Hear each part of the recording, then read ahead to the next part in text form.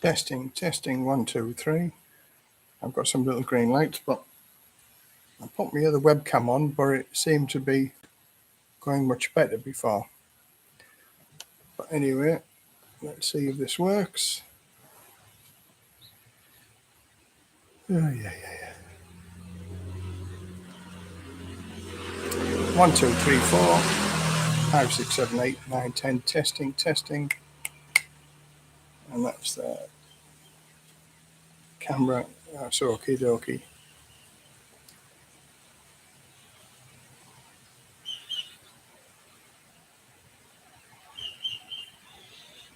Hi, Dave. It's just a test. This my webcam, since it's come back off holiday, it doesn't look as if it's working. Can you hear any sound?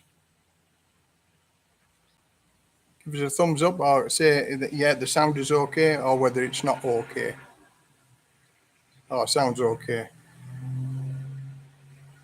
8:36 here in the UK. Oh, it is 3:36 in the afternoon here. Oh, well, I'm glad somebody can hear me anyway. Right, I'm just going to carry on from here because if I turn it off and turn it back on again, it might not work. Just like a nuclear submarine, turn it on, turn it off, and it works. So I still need to do more testing with the webcam. I bought the webcam. It's supposed to be a lot better than the one that's on my laptop. But anyway, technology. I'll get it to work one day. I'll put my glasses on now I can see. Simon, thanks for the sound is good. Seeing you here, great, Les. Thank you very much. Craig, all is good. Thank you very much. Mark in Thailand. Hi, Les. Good to see you back live. Yeah. I'm glad to be back in Thailand. It's, I said, for all those people that have been following me, my trip to the UK, it was just fraught with illness. It was horrible. My first week there, I was sick, and maybe he's passed it on to somebody else. My sister and my sister's daughter, everybody was ill. It was a rough time for the first 2 weeks. And then I got tonsillitis for my last 2 weeks, which was, again, awful. And my sister asked me to postpone my flight because I was that ill. And I said, no, if I need to, I'll go back on my hands and knees back to Thailand. This is my home. And to be honest, since I stepped off the plane and came out of the airport, every day it's just got better and better. So it's nice to be back home. Right. Yeah, Simon, I know where I'd rather be. Yes. Yeah, as I say, going home to England in the wintertime, it was only because sadly my stepdad died. So I made the effort to go to the funeral. But even then, because I was that ill on the funeral day, I actually went to the funeral. I got out of bed, went to the funeral. The funeral took 20 minutes, and then I came home and went straight back to bed again. I was not capable of going to the wake afterwards, so it was a sad event. But I give my apologies. But it was a long way to go for a 20-minute funeral. 9 weeks. So if I go back to England, and I will be going back to England, I shall be going back in the summertime, hiring a car, because the wintertime, it's dark at 4 o'clock in the evening, and it doesn't get light again until 8:30 in the morning. So there's long periods of darkness. I mean, as I say, people here complain about it getting dark at 6 o'clock at night, but it's light at 6 o'clock in the morning. I love the late nights in England when it was light up until like 10 or 11 o'clock in the night. Beautiful. But swings and roundabouts. Look at this. It's beautiful and warm here now. England are going through a cold spell.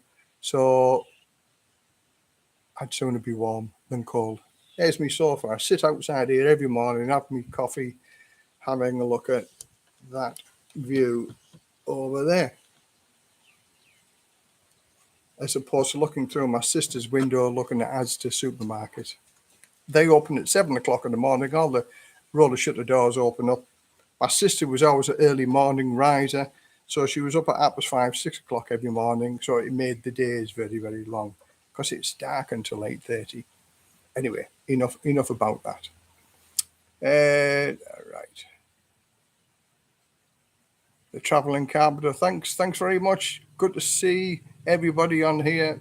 As I said, I was just testing my equipment out, and a number of people just shot up. So okay, I'll start a little bit early.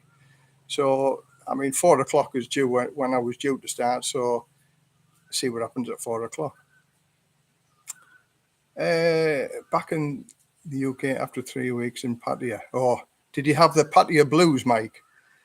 I did a video about the Pattaya blues, and majority of people who come to Thailand go to Pattaya, go home, and suffer the Pattaya blues because life in Thailand is such a, how can I put it, a wonderful feeling. It's just like all your Christmas is coming at once, and then you go back home to reality. You go back to work. You go back to everyday life. So people have the Pattaya blues when they go home. I know I did because I was in Koh Samui when I very first came, and I just couldn't get it out of my head. Thailand, such a beautiful place, wonderful people, beautiful. First time everybody gets the Pattaya blues when they go home.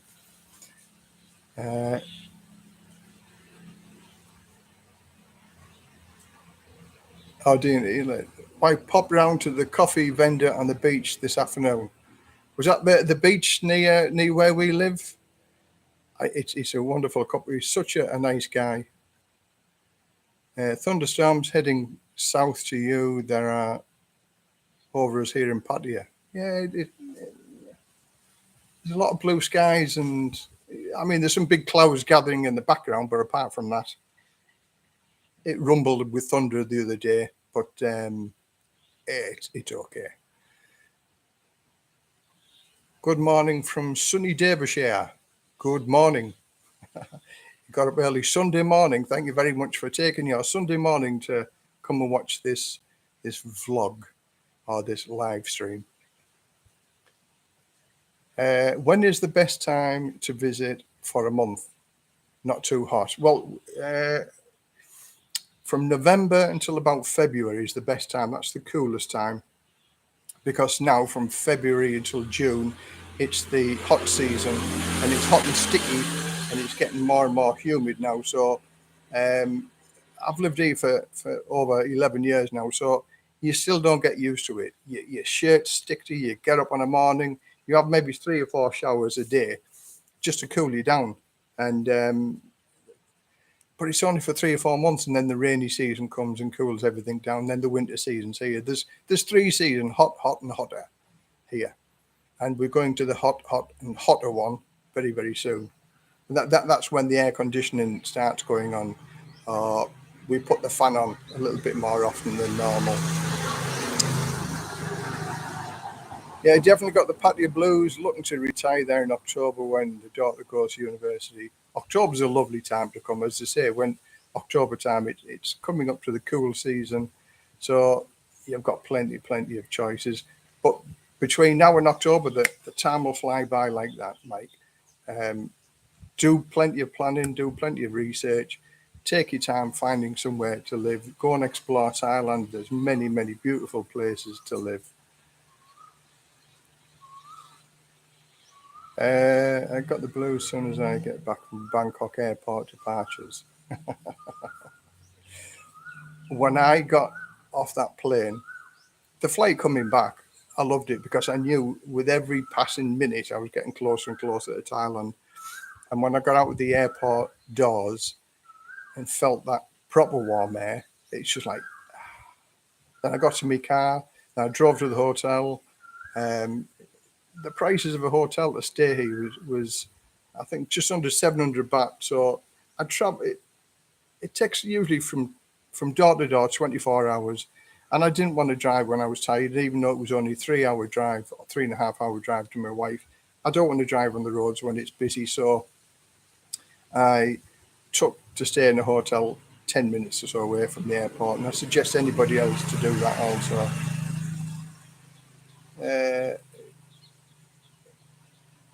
Thanks. Oh, like Jones. Life is too short. Life is too short. Yeah, that's the trouble with getting older. You go to more funerals or you hear more people have passed away. And sadly, my stepdad, who was 86, he'd had a good innings, passed away. And he managed to come over here 2 years after my mother died. He always wanted to come across here, and he came across here. And I've done a video of him being here. It's never too late to come to Thailand. And he just laughed. Everybody mentioned he just had a big grin on his face and he loved it. And we went all over the place. And he thoroughly enjoyed it. And he talked about it every week with the people in the bar where he used to go drinking in Redcar.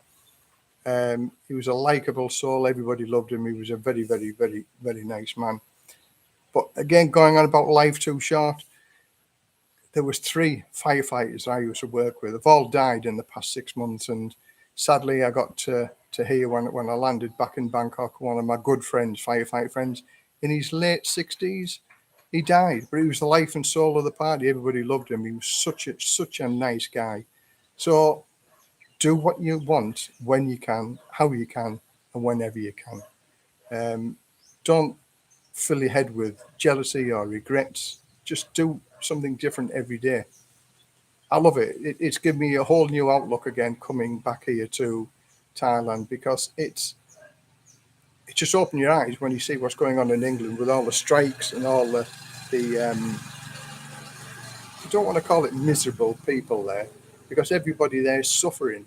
And I think if you can get out of England when you're retired, go and do it. If it's not Thailand, go somewhere else. Go somewhere where your pound goes a little bit further and you're warm and you're not cold and you're not worried about the bills. And that's not just Thailand, that's anywhere. And I would suggest anybody that's in retirement to do that. Hi, Les from Wahin. I've been here for 10 years and I still remember escaping the grim UK winter. Liking the channel as always. Thank you very much for that. Wahin, I love Wahin. That's one of the places that we looked at as well. And the thing is, we're traveling around Thailand, you're sort of spoiled for choice. There's many places. And I mean, Rayong, where I live now, was the last place on my list. Well, actually, it wasn't even on my list to look at it. But a friend of mine coerced me to stay here for 2 weeks. And once I stayed here for 2 weeks, it's not the best place to live in the world. It's not the best place to live in Thailand. But it's nice. I can't complain about where I am. As I say, we have one of the top 10 whitest beaches on Koh Samet in the world. That's a 30-minute boat ride away from where we live. 3 hours away from Koh Chang. Rayong is a massive place for you can get out all your shopping. An hour and 20 minutes away from Pattaya, 2.5 hours away from the airport. It just ticks all them boxes. And we have a lovely beach 5 minutes away from where we are, nice and clean. The waters are very safe here. I'm very grateful to my friend Steve, who convinced me to stay here for 2 weeks, and I've been here now for 9 years. So I must like the place. I bought the house where we live. So yeah, I've got to take my hat off to it. It's a lovely place. 3:49. I'm still 10 minutes away from when I'm due to start, so I'm not going to start answering the questions that people have given me yet until 4 o'clock. So this is just a warm-up chat, if you like. What's your thoughts on air pollution, Les? I hear it can be really bad at times. Well, I live in the middle of the country. It's not polluted here. Bangkok, yeah, there's a lot of pollution in Bangkok. Pattaya the same, with lots of traffic and things like that. But we live in the middle of the countryside. I've got to say, it came as a shock to me when I was diagnosed with emphysema when I went to the UK. And I don't feel out of breath. I don't feel shortage of breath now that I'm here. And so where I got that from, the presumption was the doctors reckoned I got it from the fire brigade when I did my 30 years in the fire service. I don't know. I've got it. It's very mild. It doesn't really affect me. I don't smoke. I've never smoked. My wife doesn't smoke. So I feel good. I feel healthy here. There might be air pollution, but then again, in London, look at they're charging £12.50 for driving a polluting car around London. And then there's a congestion charge. So to try and get the air clean. So in some ways, London is just as polluted as Bangkok. Maybe, I don't know. But if there is air pollution, I certainly don't see it, and I don't feel it over here. La, la, la. Yeah, if you don't like the pollution in Bangkok, head 2 hours south to Chatham. Yeah, I think any big city, you know, it's going to be polluted where there's lots of cars about. The diesel emissions and car emissions over here, I don't think are as strong as they are in European countries, especially when you see some of the trucks go by very, very quickly with the big belch of black smoke coming out, and the lorries, some of the smoke that they emit. You don't want to be behind one of them. Staying Axon Hotel in Rayong, but off to Koh Chang in the morning. Now, Koh Chang is a one. I love Koh Chang. Because we didn't spend we didn't spend any time together, Christmas and New Year, with my wife. So I'm sort of going to make it up, and we're off to Phetchabun, I think on the 12th or the 13th. We're going to Valentine's Day, a bit of romantic time away, and maybe it's a week's holiday up in Phetchabun area. We've never been. We've been to many, many places, but we haven't been to Phetchabun, and everybody says it's nice and beautiful. So we're going to do the sunrise in the not maybe so much tents, but in a proper sized building, because my wife doesn't like tents because of snakes and creepy crawlies. So we'll pay a little bit extra and do it in a cabin or something. But we're going to do the morning rise, the sunrise, and things like that. So we're going to do a few videos on that as well. But from here up to Phetchabun, it's 7.5 hour drive. So we're not going to do that all in one day. We're going to stop somewhere else, pay 500 or 600 baht for a night, and it's just a steady drive up there in a couple of weeks. And then next week we've got a big beach party. There's a number of us all getting together because we haven't seen each other for a long time, and we're going to have a beach party on the beach, and I can't wait for that. That's on Tuesday, so I'll do a little video about that as well. And it's sort of back to normal life here. You know, we used to have entertaining days, or with people, various events around people's houses, get-togethers and things, and that's going to start back up again. We do our regular Thursday brunch sessions. We go to 2 or 3 different restaurants, so we sort of spread the wealth around by paying for breakfast in various places, and that's a good get-together. I think at the most there's about 12 of us, but the Americans, Canadians, French, Irish, South African, and English. So there's a good mixture of people there, and there's always something to talk about. Right. I will hold fire on the questions. Well, what I'm going to do, I'm going to answer a question off my list, and then answer a question off the questions here. So sort of, you know, one and one. So I'm here for a couple of hours, might be more than a couple of hours. I don't know. See how it goes. My wife's out selling her snacks and sausages on the seafront today. On the weekend now, she does that, her own little business. She loves it because she interacts with some of the other Thai people, and it gets her out and talking to various other people. She loves it, and it gives me a bit of free time on the weekends and that as well, to do what I want to do.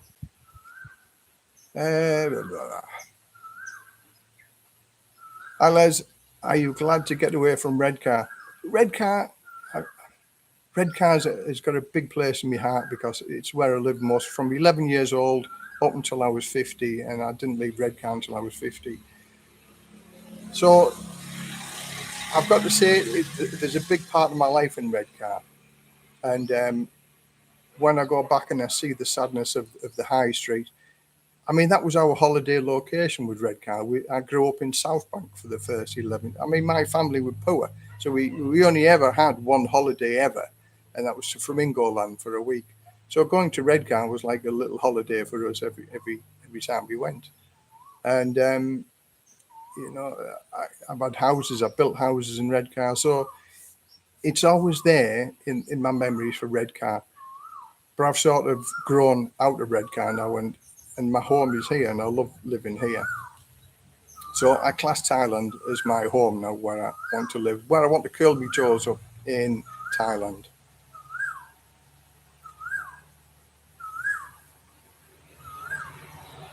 From Mask, yeah, sure, yeah. I used to go out with a girl in Mask.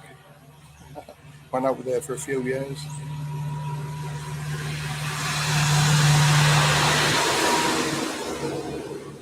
1st of April, plan to retire there in 3.5 years. Oh, 3.5 years will fly by like that. It really will.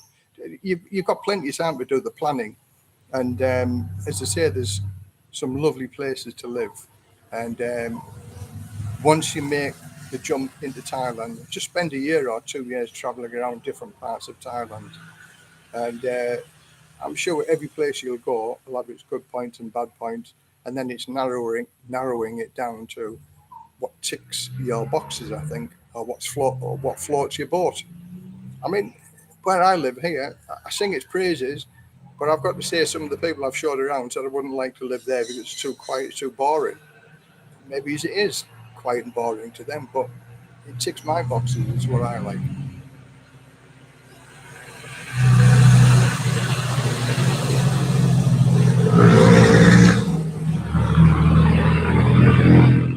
Sorry about the noise. We're getting a couple of houses built around here, so moving soil and rubble and things like that. So I apologise for any noise. Right, so look, thanks for all the videos you make, Les. From Chris, thank you very much, Chris. They give inspirational hope to the following in your tracks and move to Thailand myself when everything lines up. Yeah, getting all your ducks in a row, it's very important. Make the plan and do it. You've got plenty of time to plan for this. Um, yeah, my video is an informative one. It doesn't go about how much a burger is in Pattaya or this is the best coffee shop, that's the best coffee shop. I try to have a variety of subjects that I cover on my channel. And with it being an informative one, with videos, with visas and houses and things like that, I get lots and lots and lots of questions. So now there's over 7,000 subscribers. I do spend up to 2 hours on the morning answering all the comments if I've just released a video and the emails. So I'm going to do another little video. There's going to be little changes made on my channel with regard to doing that, because if people take the time and effort to send me a message, I feel it's my responsibility to write back to you and have the courteous to reply to you. But 2 hours a day that takes now. So I've got a couple of things in mind with regard to the emails and what questions that people are asking. But I say I'll go into that after 4 o'clock. Maybe it's about 4:30 here, and I'll just describe what some of my changes are going to be in the channel. Some people will like it, and some people won't. But I try to cater for everybody. But it's like everything else, you can't please everybody. Red car was better than I expected in your vlog. I was looking at the cheapest place to buy property in the UK, and it seems to be Grimsby. Middlesbrough, get a 2 up, 2 down terrace house for 30. Yeah. Middlesbrough. You would not want to live in various parts of Middlesbrough. Even the students have stopped living in various parts of Middlesbrough, and it's full of, how can I put it, less desirable people that people would want to live next to. It's full of drugs, full of crime. Even when I did my stint in the fibre trade for 30 years, Middlesbrough was always a rough place. Various parts of Middlesbrough. I'm not knocking all the people. There's some nice parts of Middlesbrough also, but there's also a lot of bad parts of Middlesbrough. It's like everywhere, There's some parts in Redcar I wouldn't walk after midnight at Redcar on the way home. But yeah, Redcar, Middlesbrough may be cheap to buy, but there's a reason for it.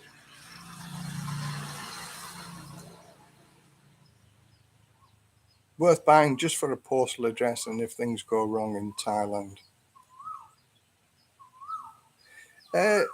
Now there's companies that you can pay. I think it's about £9 a month to have a postal address, and I'm going to do a video about that because some people are worried about having a postal address for banks and health service and things like that. But there is a company that offers a postal address service. So then that covers you for having a contract address in the UK. But I'm going to do another video about that because there are many people that ask me, and just off the cuff, I haven't got the website that does it. But if you Google it, postal addresses, buy a postal address in the UK, you'll find it on Google, and there's plenty of companies that actually do it. And I think there's a guy in one of my channels that does a service like that, provides postal address and various other benefits to do with ticking all the boxes, if you like. Oh, that's the guy, John. Yeah, you're the guy that I'm talking about, John. John, the accountant. You do offer various services, I believe, John, with regard to accountancy services and being able to provide houses and things, or postal addresses. Microphone fell. Excuse me a second. I'm just going to go and get a bottle of water. I'll be back in 1 minute.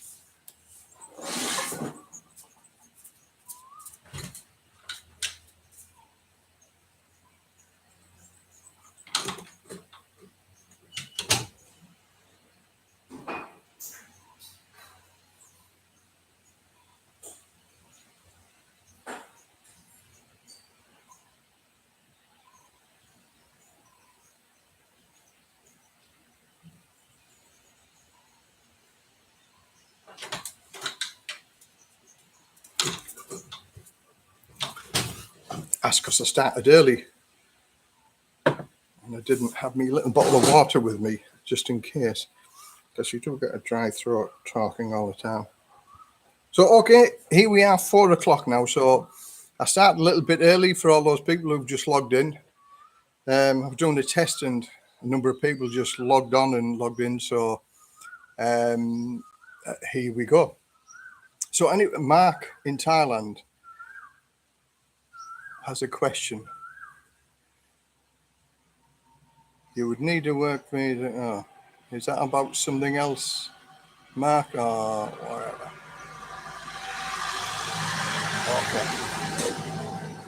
Okay, we'll start off with some of the questions that I've got on my list.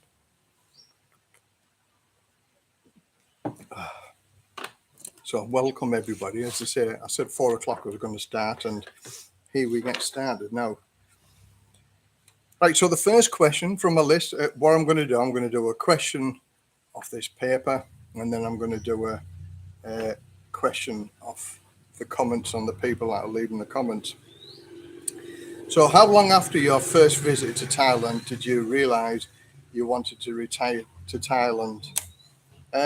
Well, my first trip to Thailand was in 2001. Going through a bit of divorce, and one of my best friends told me to come to Thailand. And at first I didn't want to go because, you know, it sort of tarnished Thailand. And if you go there, you're a dirty old man and one thing and another. And I just said, no, Thailand isn't the place for me. I don't want to go to Thailand. Anyway, then there was 3 other people who'd never been before. So he convinced me. So we're all newbies. So we all came to Thailand, and I fell in love with Thailand. Not so much Pattaya. Pattaya for me is Pinocchio land. And there's a price to pay for those people who visit Pattaya. But Koh Samui, I fell in love with Koh Samui, and that, for me at the time, it's changed all now, obviously, and that changed now. And I fell in love with the place because it was rustic. We had a big wooden house on the beach.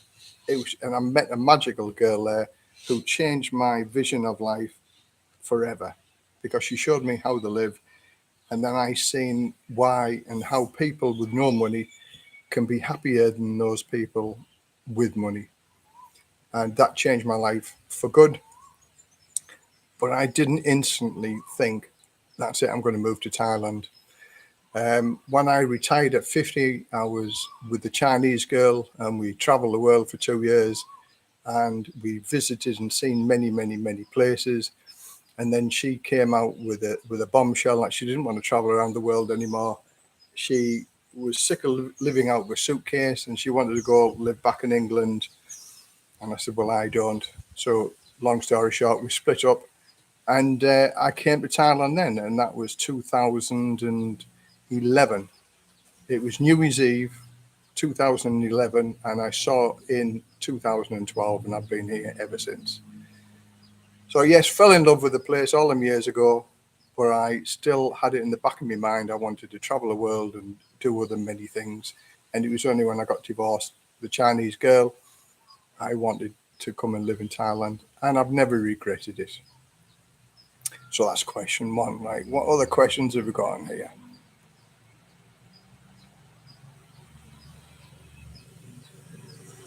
Okay. We're still not got any questions there. So, okay. Pension payments. How do I get pension payments?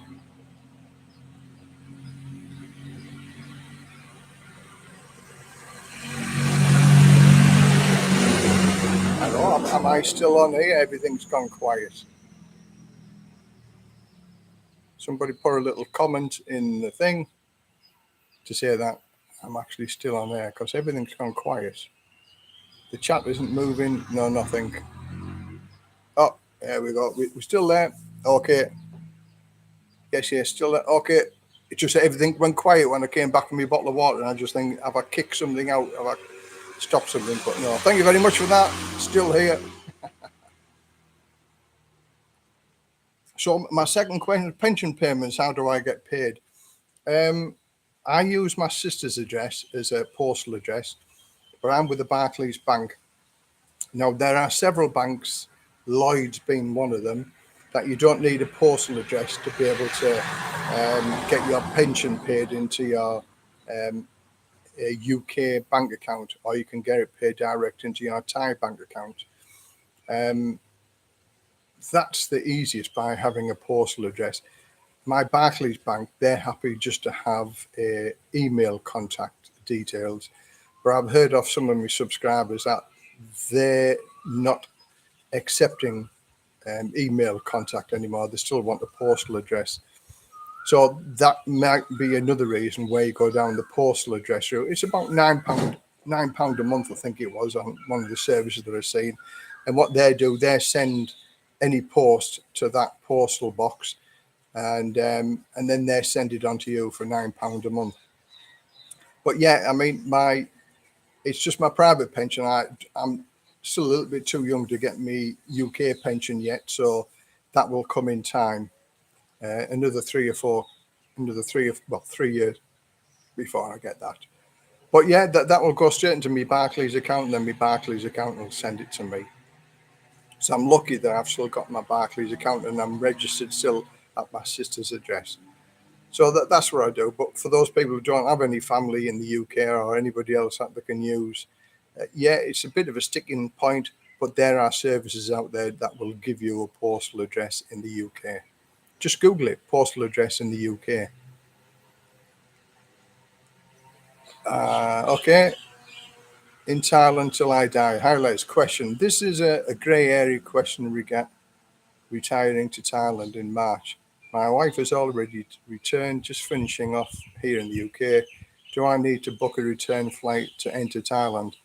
If you're married to I take it that you're married to a Thai girl. If you're married to a Thai girl, no, you don't, because then you're on a marriage visa.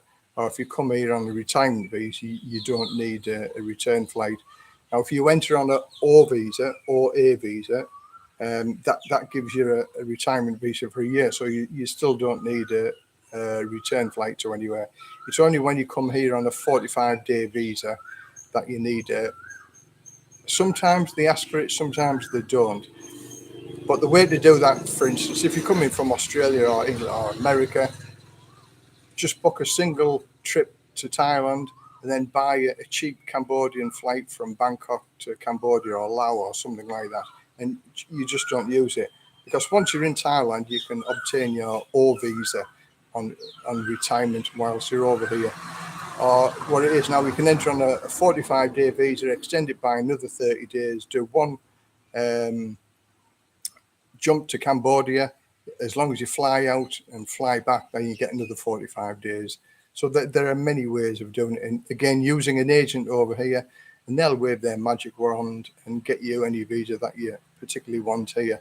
Education visas now, they're stamping on, because it's like the UK when, you know, people check to say, yes, I want an educational visa and to learn Thai, and they can't speak Thai to the immigration office. It's just one of them things that they'll check up on now. So yeah, that's the things you can do with regard to coming to Thailand. Just book a cheap flight out of Thailand if that's what you need. But if you're coming in because you're married, you don't need it.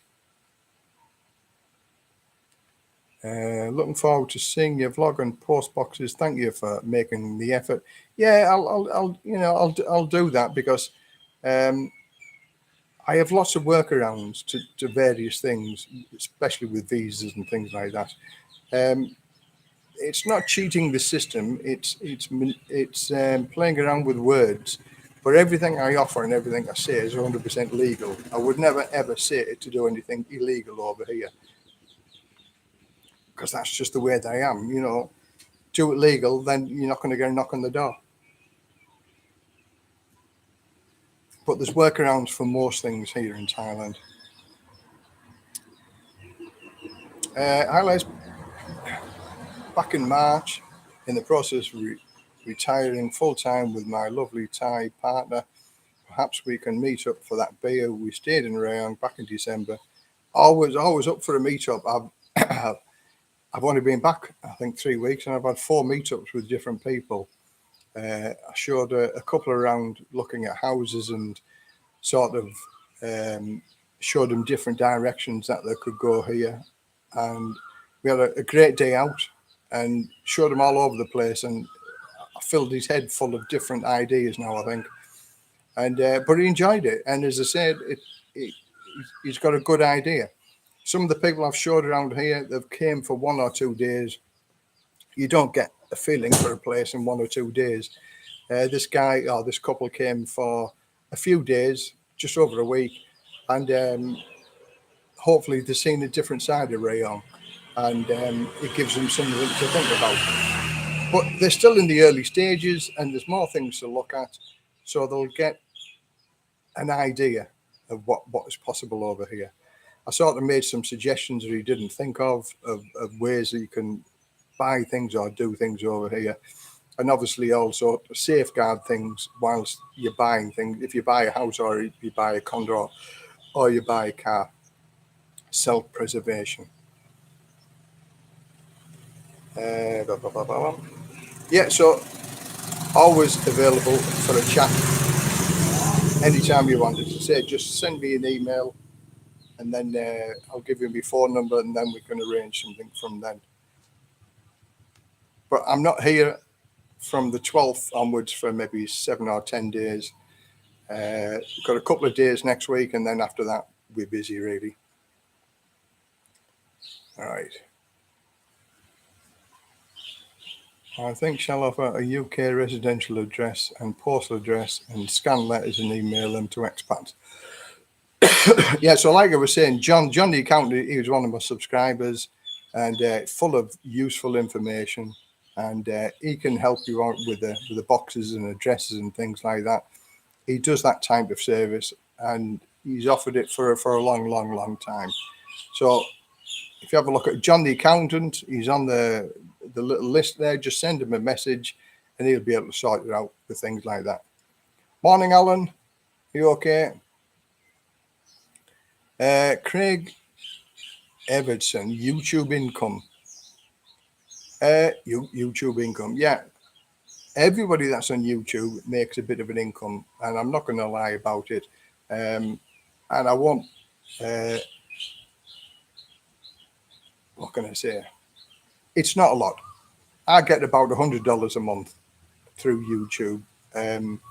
Not an awful lot of money, but I've got other irons in the fire where I can take my channel with regard to making an income doing YouTube. Now, because I'm a sort of an information provider, I'm putting a lot more work into the emails and helping people and providing solutions to various problems.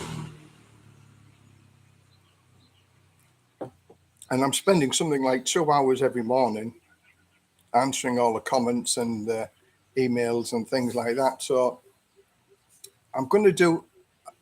Oh, what's happened there?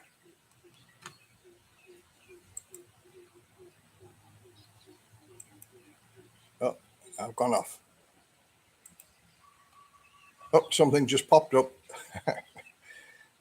Yeah, okay, so something just popped up. Hopefully it's gone now. Yeah, I mean, there's plenty of other YouTubers that do travel vlogs and things like that, but I'm more of an information guy, and the information that I give, hopefully, is very valuable and informative, but it does take time.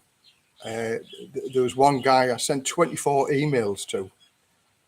So now I offer a bit of a service where I do a one-to-one FaceTime chat.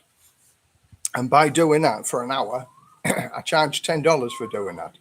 And in that hour, which always goes on for an hour and a half, 2 hours, but it's still the same price, $10, whether it's for an hour or 2 hours, you can ask whatever questions you want. Rather than asking the questions of email, then I give the reply, then the reply comes back to me, and then I send an...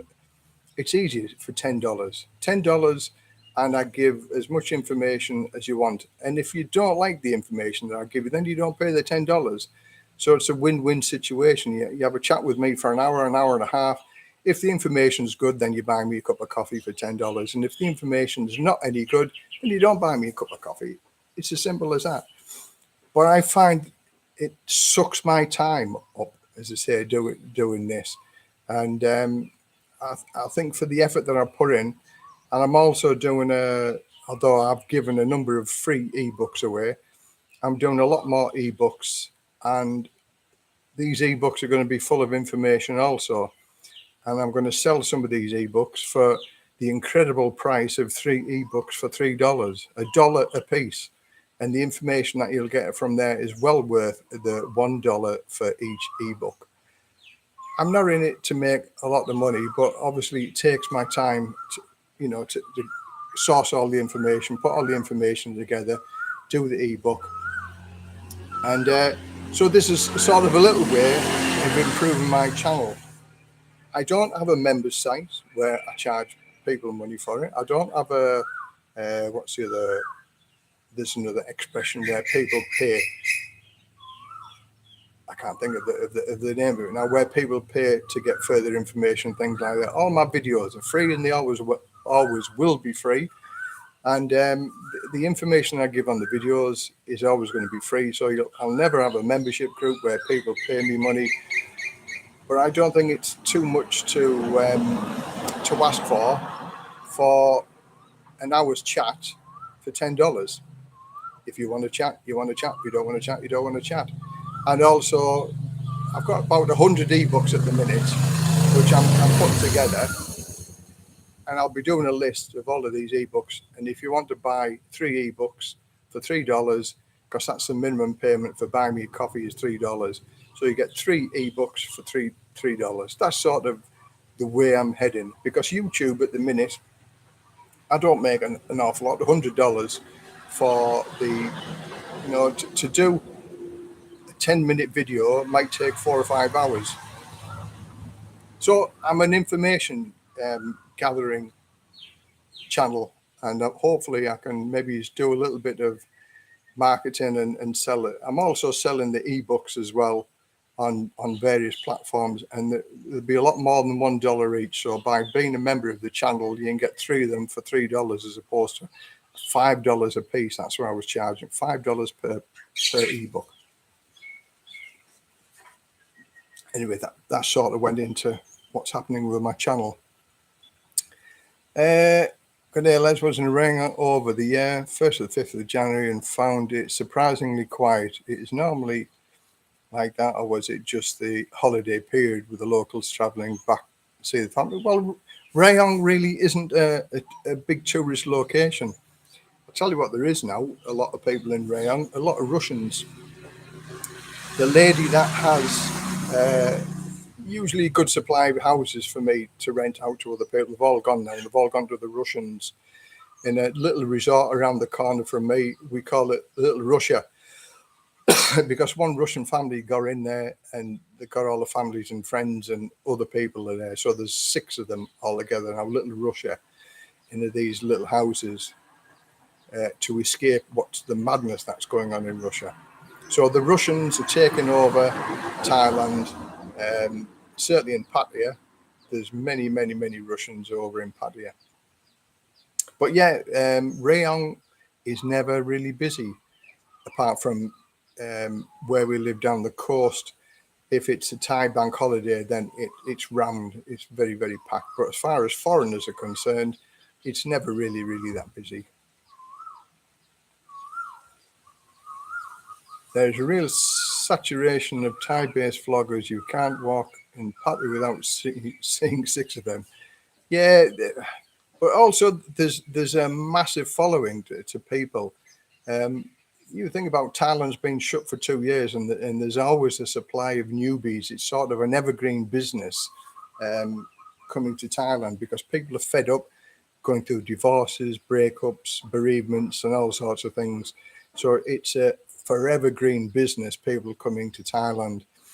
And when all said and done, Pattaya is famous for one thing and one thing and only. And many, many guys are watching that and want to see it. I've been there, seen it done, got the T-shirt, and I used to show people around also. So I've been a part of that. And now what I try to put over is the fact that once you've got over Pattaya, then you want to live the normal life. You move outside of Pattaya because Pattaya's got too many temptations. So therefore, it can do more harm than good. Pinocchio land, like I said, that's what I called it. And it's got, there's a price to pay living in Pattaya. So anyway, right, let's have a look. Definitely be contacting you for a chat. Well worth the money. Thank you very much. I'll say I've done a few chats, and honesty, absolutely 100% honesty. I give you the information, and if I can't give you the information, I'll point you in the right direction where they get the information. And you don't pay until you're happy, and then if you're happy, then you pay the $10, and I'm over the moon with that. So as I said, honesty is the best policy with me. I tell it how it is. Some people like it, some people don't. But that's the way it is. So yeah, the chats that I do are either through Line or WhatsApp or Zoom. And I say it's an hour, and I've talked to people in America, I've talked to people in Canada, I've talked to people in France, all over the place. All right, okay, let's get on to another question. A realistic view of where I live.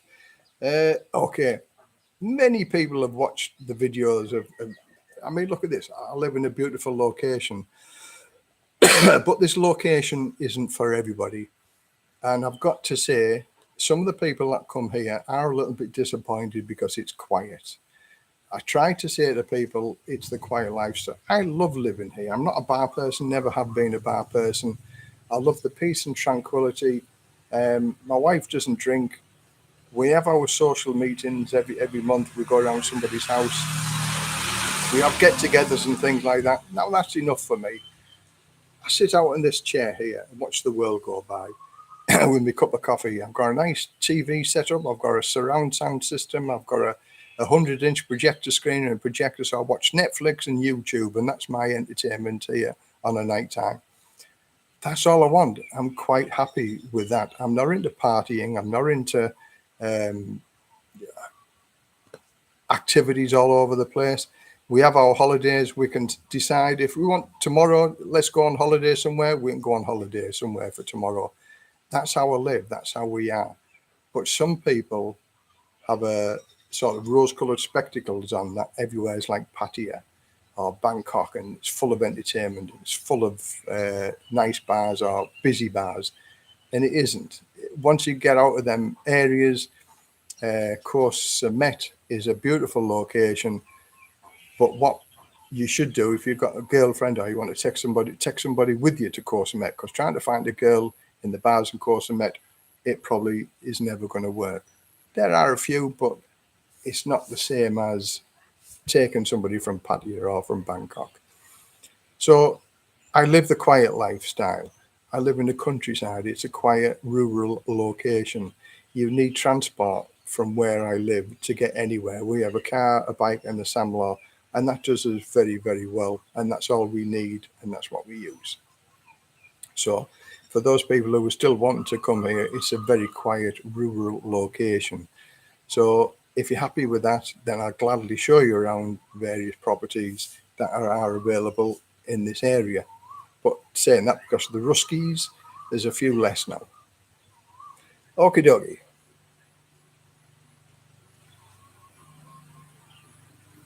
Right.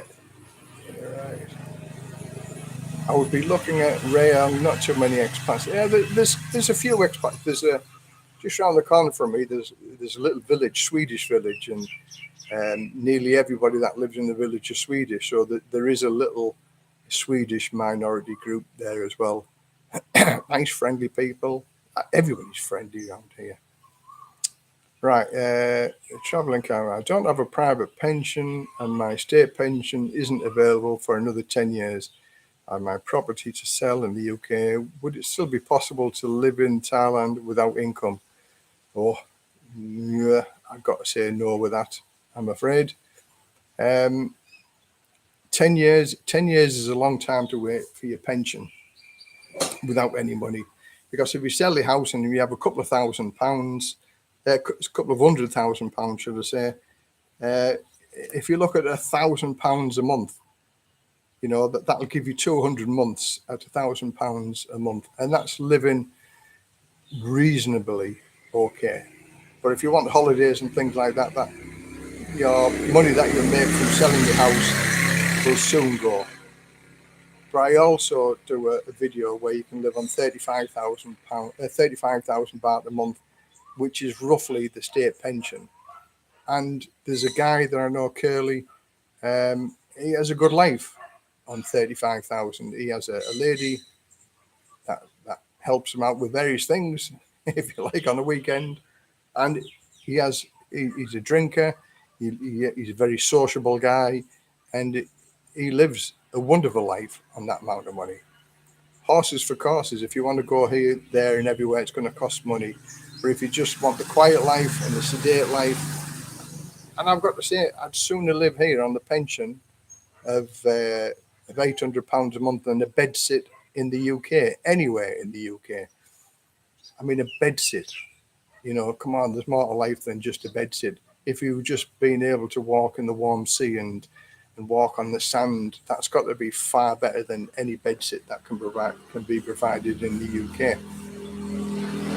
But people come here with a dream thinking they're going to open a business and make some money. That's difficult to do also. So I would look at your options as to what you can do and what you can't do before you come in here with no money. Yeah, you've got to have some money. Yeah, John the accountant, there you go, he's done his figures on there.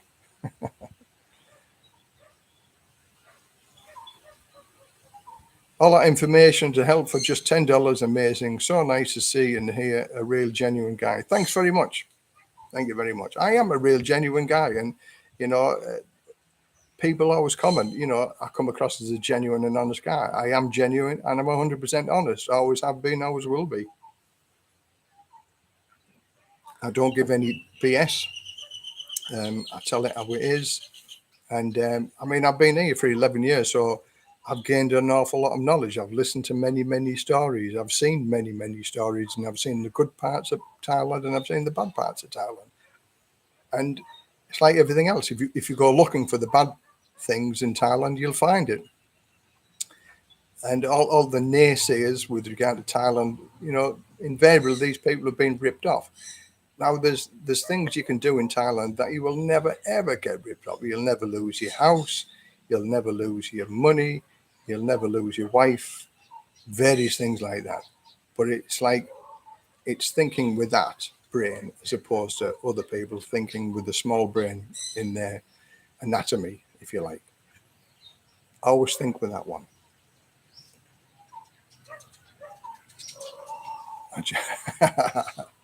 John, the accountant, on his little accountancy business on the sidelines here. I live a very frugal life and think it would last. I was thinking more of legality. Yeah, legality is a bit, like I say, to have a retirement visa, you've got to show 65,000 baht a month. Now, there's various methods I can discuss with you if you send me an email on how you can show 65,000 baht a month and actually live on less than that. And I did that before I got married. The retirement visa used to be 65,000, but now I'm married, I only need to show 40,000. And we live here, buying this house and everything else on about roughly 55,000 baht a month. So that's still even less than the 65,000 baht a month the immigration want to see. And also there are agents that you can use for a fee. They'll wave their magic wand. You don't need the 800,000 baht in a bank account, and you don't need to show 65,000 baht a month. So everything is possible over here. The legalities of it is, again, it's playing around with words, and there are things that can be done here. Even use an agent is legal, even though many people say it's not. It's been accepted for donkey's years, and it will be accepted for donkey's years. But take advice from other people. Always use an agent that other people recommend. And if an agent is just set up in 1 or 2 years, I'd look for a different agent. Les, if you have a government service pension under double tax agreement, it wouldn't be. No, I don't pay any tax on my income coming to here. I have a private pension. So, no, you don't get double taxed over here.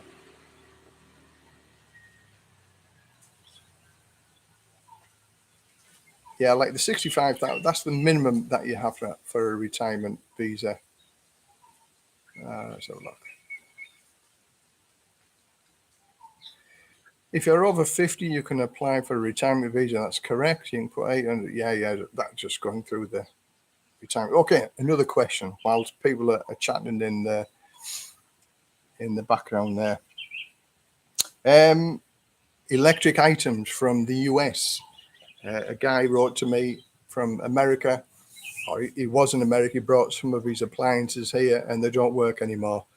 That's simply because they weren't dual voltage. In America, it's 110 volts, and over here it's 220. So if you plug a 110 volt appliance into the system over here, it'll put 220 volts through it. And if the system isn't dual voltage, it'll blow it up and it doesn't work. So now his toaster doesn't work and now his iron doesn't work. So for anybody who's coming from America, certainly don't bring your items over here. They're cheap enough to buy over here. But if you are bringing stuff like that, they won't work.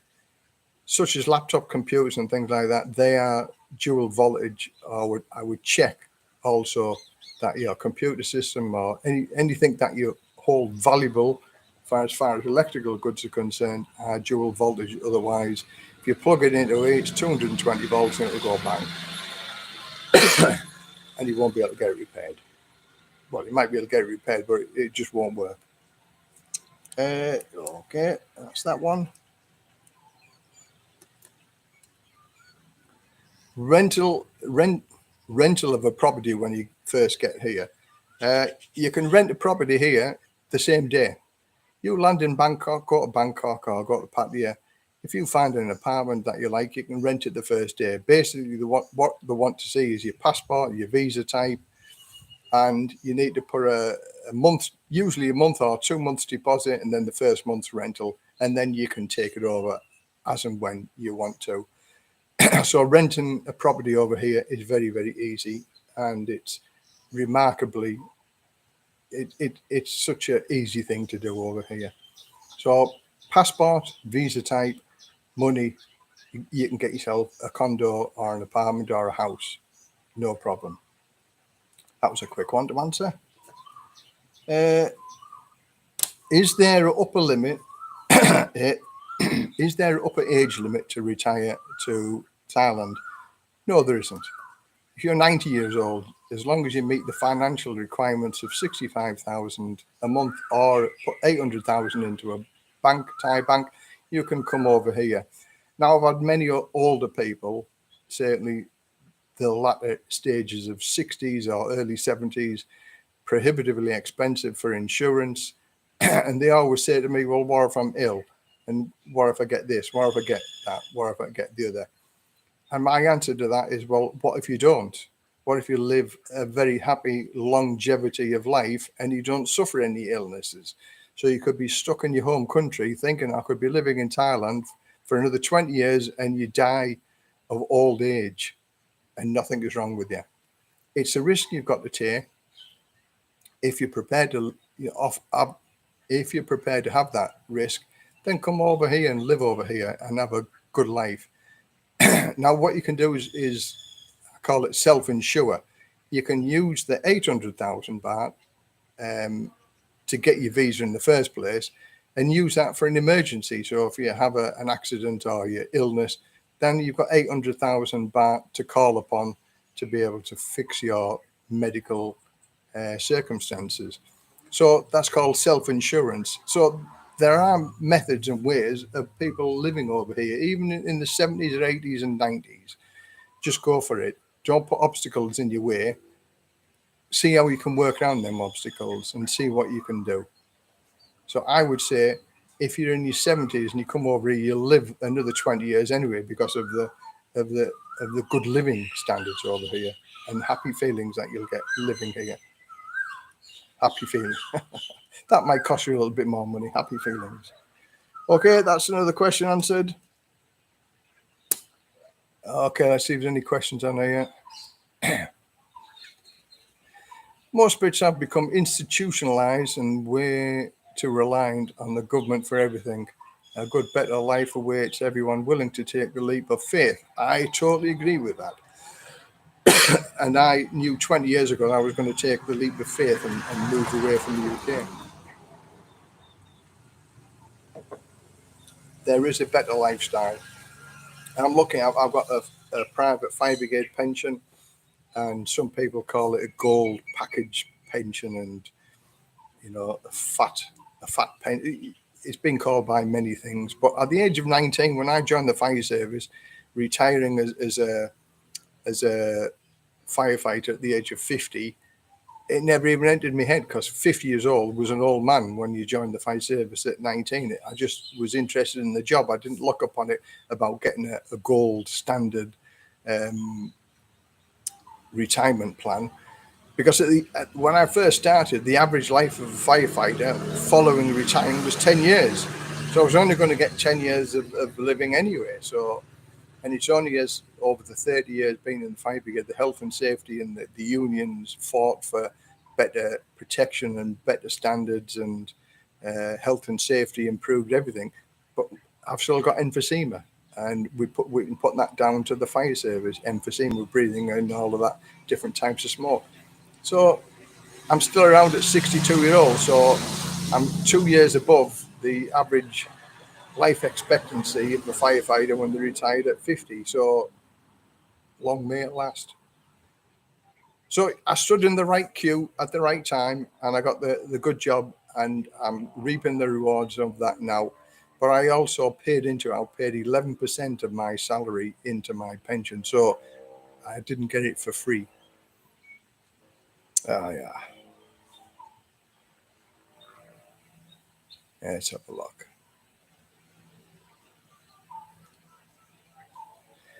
Yep, transferring money over from your home country over to Thailand. I use Wise. It used to be called TransferWise, but it's called Wise now. And if I transfer over about £1,300, it cost me £8 in transfer fees. So very reasonable transfer fees, I think. And for those people who want to transfer money back from here to your home country, there's a company called D-Money, and you can transfer money, and it works about the same exchange rate as Wise does. So you get a good rate, and you can send it home to your home country. and that's in one of my recycled method plans where you send money here and then you send money back to your home country. But if you want to know about the recycle method, I can give you advice with regard to that as well. And that's for those people on a retirement visa who live on less than what's required from the immigration. Wink, wink, nod, nod, a play on words, but it works because many people are doing it.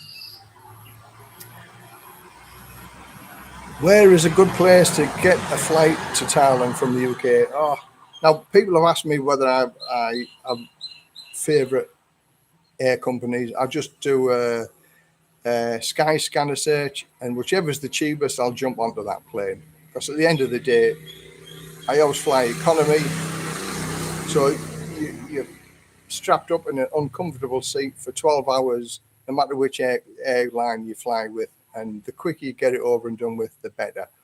Go for the cheapest all the time, apart from Wizz Air, where you don't get nothing. I wouldn't go with Wizz Air. Go with I came back with Emirates, and although it was one of the newest planes that they had, the A380, the big massive planes, I was still strapped in a small seat. I'm a big guy anyway, so all the seats are going to be small. But the food was good. Everybody was pleasant. It was okay, but it's a long way, 11 and 12 hours. When I travel, I purchase travel insurance along with my current insurance. Travel insurance is so ridiculously cheap. So it just makes sense to, I do it for travel insurance just in case my train's delayed or there's an accident on the motorway or if my plane gets delayed. I think I paid about 20 quid for travel insurance.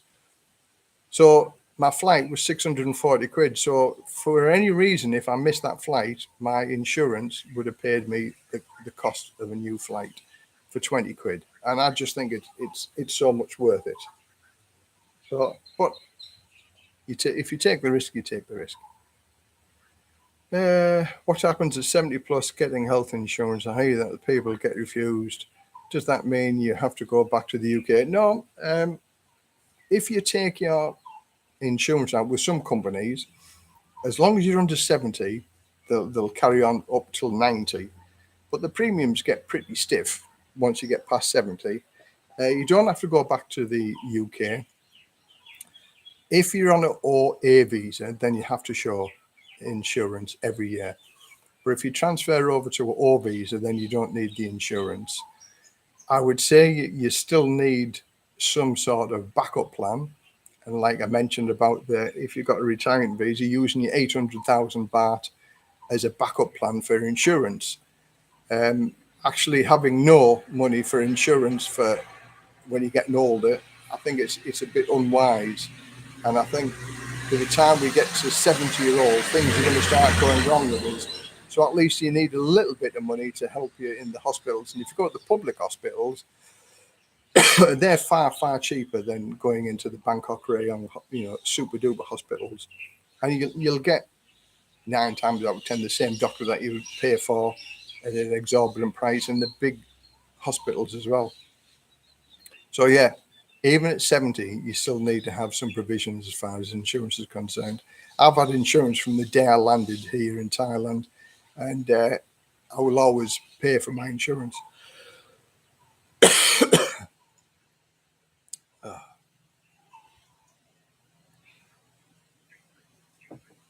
John the accountant, my advice is to get health insurance before 70 with a company that has age limit. Yeah, like what I said. If you get it before 70, some companies pay up to 90 years old. But of course, the premiums still go up as well. Robert McMeady, unfortunately, back in the day, dumpster fires, vehicle fires, never worse than breathing apparatus, more of chemical poison to smoke. Yeah, I remember as a young firefighter, going to car fires. If you put a breathing apparatus set on, dealing with a car fire, breathe the smoke and get it in your lungs. And cleaning out a house after a house fire. I seen one day we'd had a big house fire, and we were doing a fire investigation and shoveling the stuff out the window as we were looking through it. And the ray of sunlight came in, and you seen all the embers and all the dust and all the sparkly bits being thrown out the window. And I'm thinking, I'm breathing that in because we didn't have any face masks and nothing. And again, wearing a breathing apparatus set, it was, you don't do that. You're a big, roughy, toughy firefighter. You don't need to wear that. Just breathe it in, take it in. And we had a rural location, and every year we always had hill fires. And apparently, as far as emphysema is concerned, that's one of the worst smoke inhalations you can have as well. The grass fires and the embers that you take in. We had grass fires every year.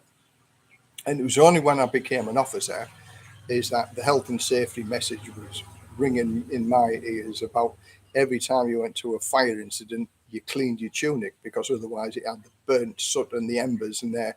And every time you moved it, them embers were flying around. Cleaning your helmet was a sign of weakness. You know, you're a big, roughy, toughy firefighter if that helmet is dark and pitted with the smoke.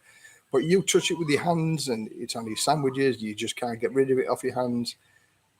That's why firefighters are living longer now, because of all of the work that's gone into protecting firefighters with washing machines, big washing machines at the stations, changing your fire kit regular, changing your flashers, everything.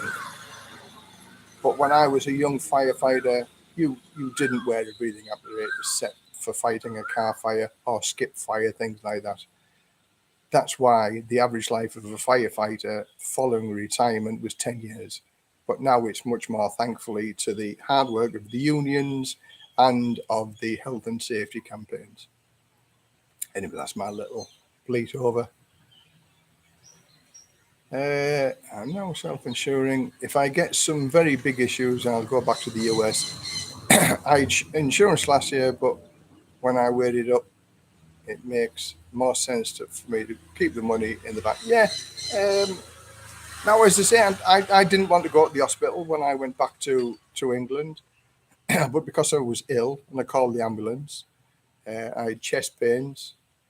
So we used to deal with heart attacks. And the advice I used to give to people, don't be scared of calling the ambulance. Don't be scared of if you've got chest pains, there's something up. And it's better to go and get them investigated than not. But I have to eat my own words now, because I was walking around the living room for an hour and a half thinking, oh, it'll go off. It's not a heart attack. It's just chest. It's indigestion. So popped in the Gaviscons. No, pain was still there. So I should be eating my own words, because it took an hour and a half before I called the ambulance. And it took 4 hours for the ambulance to get there, and before I got to the hospital, and then 5 hours to see a doctor. And thankfully, it wasn't a heart attack. They thought it might have been a blood clot on the lung with deep vein thrombosis, because my blood levels were a little bit high. But when all said and done, I had a CT scan, and the dye shoved through. So everything in my heart and my lungs was okay, except they found emphysema, and I've got a lesion on my liver. So they said 90% your lesion on your liver is going to be okay. Don't worry about it. But the emphysema, they said it's very, very mild. It'll never, ever go away, but it'll get worse as the years go on. But I'm old anyway, so that's going to happen.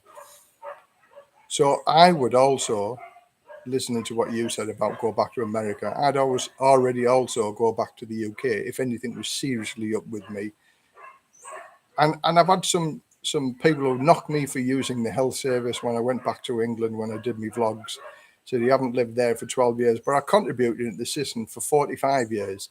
So I think I'm due a little bit of payback, because I contributed in the system for 45 years. I'm still paying tax on my pension and I'm receiving no benefits. So in my mind, I think I'm due a little bit of, something out of the UK for everything I've contributed all of these years. Where some people arrive on an inflatable boat and they get everything. So am I knocking them? No, I'm not knocking them, because at the end of the day, they want to improve their life also, is why they're doing the dangerous trip that they're doing. And good luck to anybody who wants to improve their life. But for the knockers and the haters who think that I shouldn't be allowed to have a little bit of health treatment. If I'm sick in the UK, well, okay, you're never going to like it, but I'm grateful to the NHS for the treatment that they give me. Thank you very much. They're a well-deserved bunch of people that should be getting their just pay. And I'm 100% in agreement with the ambulance. Well, anybody that's on strike in the UK at the minute, the government have robbed you for 10 years. I'm not going to go on one of my rants with regard to how things are bad in the UK.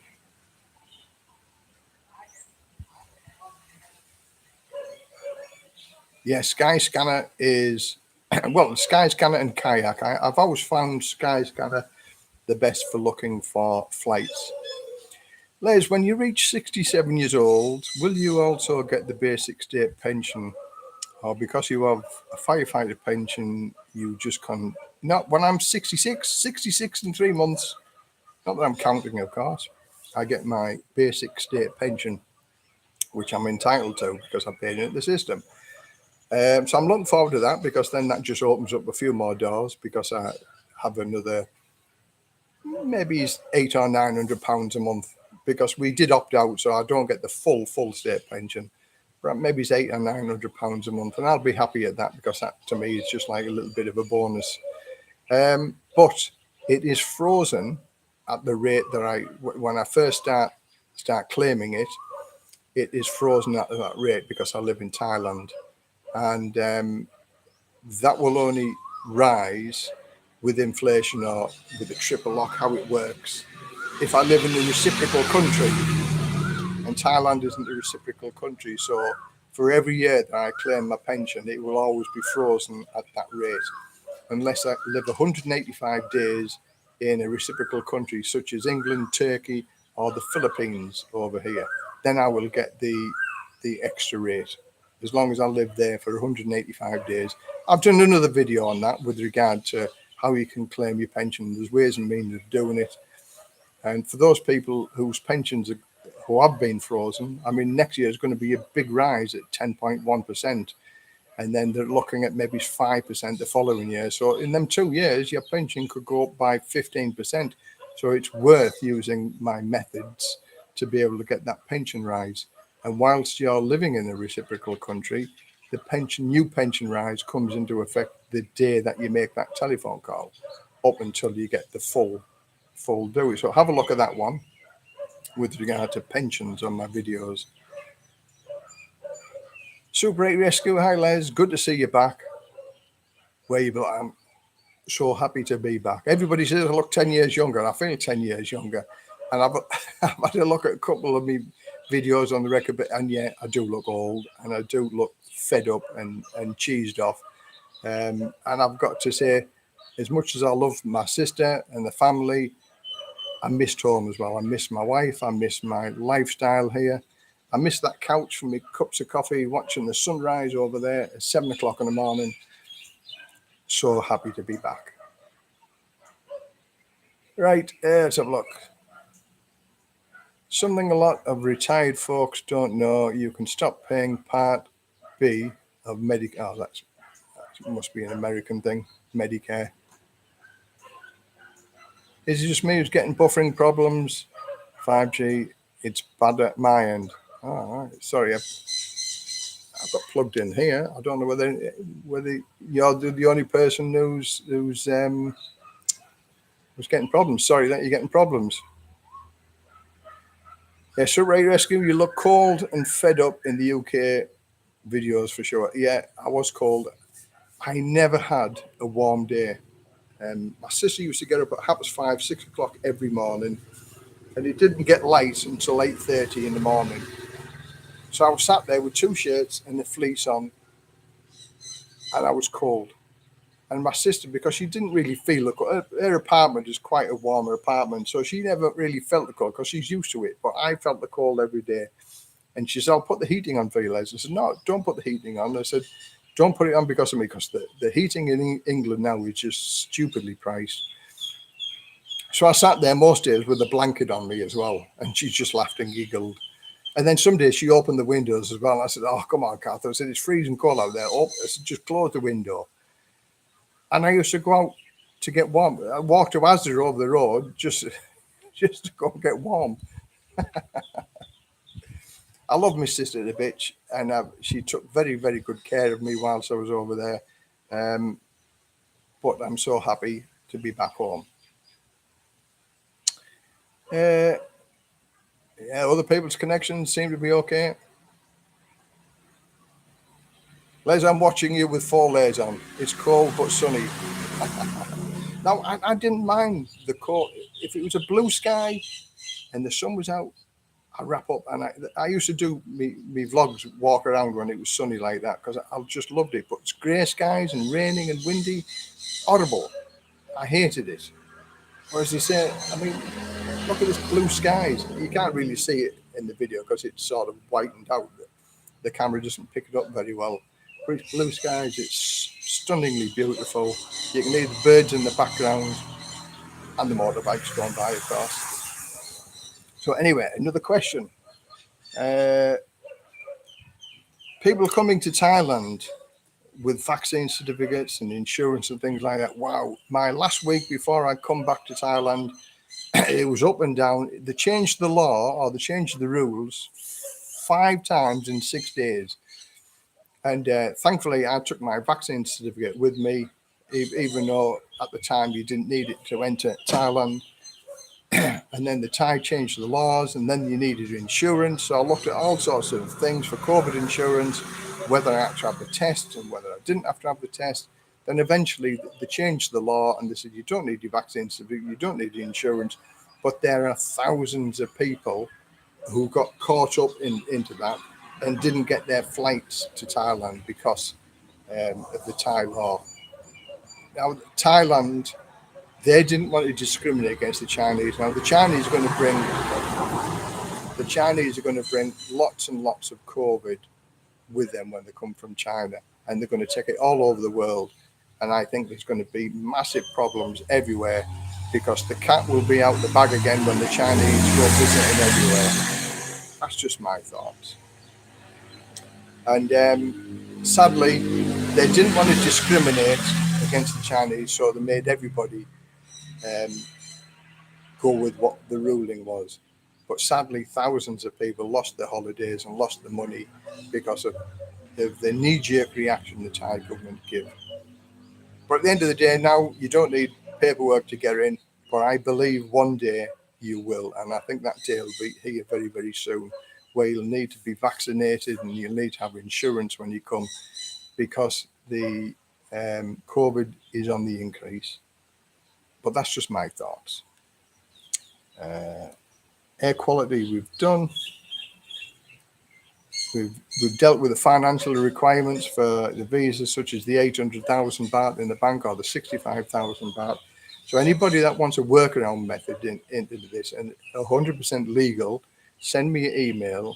And if you want to do a face-to-face talk, I can give you everything that you require to know. And it's all 100% legal. And because I wouldn't do anything that's illegal here in Thailand, because I love living here. This one will make many people laugh. A question.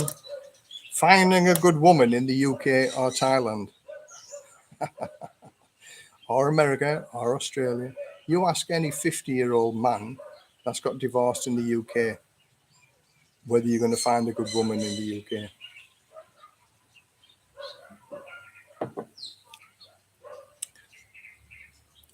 Whether you will find a good woman in Thailand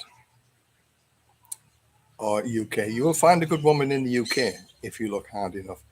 There are good and bad people no matter which country you live in. But I think you've got a better chance of finding a good woman here in Thailand than you have in the UK. For me, I'm not a good catch to a woman in the UK because all I've got is my fire brigade pension. I've got no house. I've got nothing, no possessions. So as far as a 50 or a 60-year-old lady looking for a new boyfriend in the UK, I'm not a good catch. Just wait for this tractor to go by.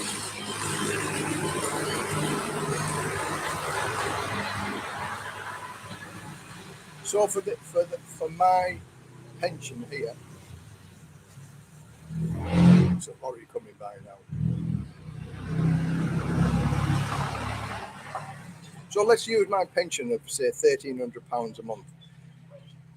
I'd struggle on £1,300 a month in the UK, and everybody knows that. £1,300, you're not going to have an awful lot.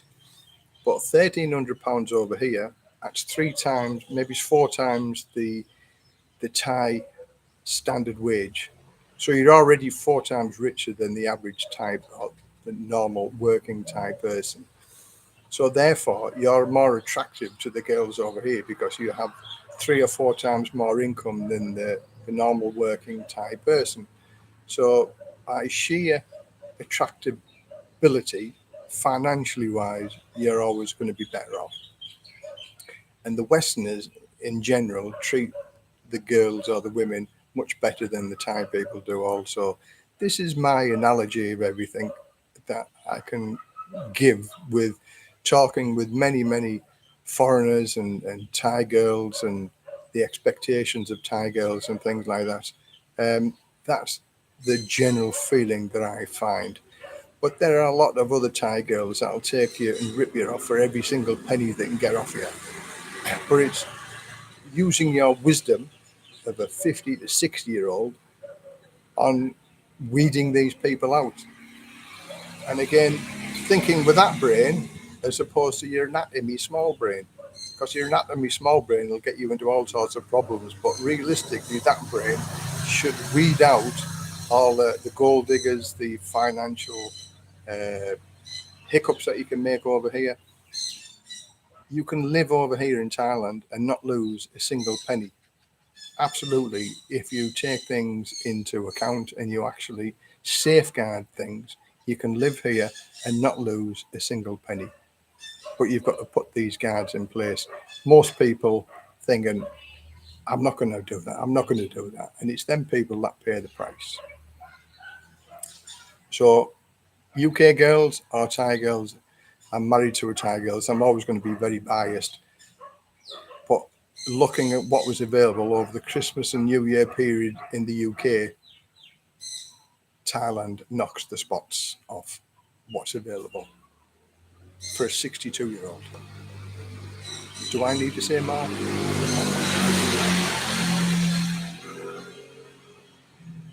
Johnny, Gorge, Thailand, you are correct. So the extra £800 a month will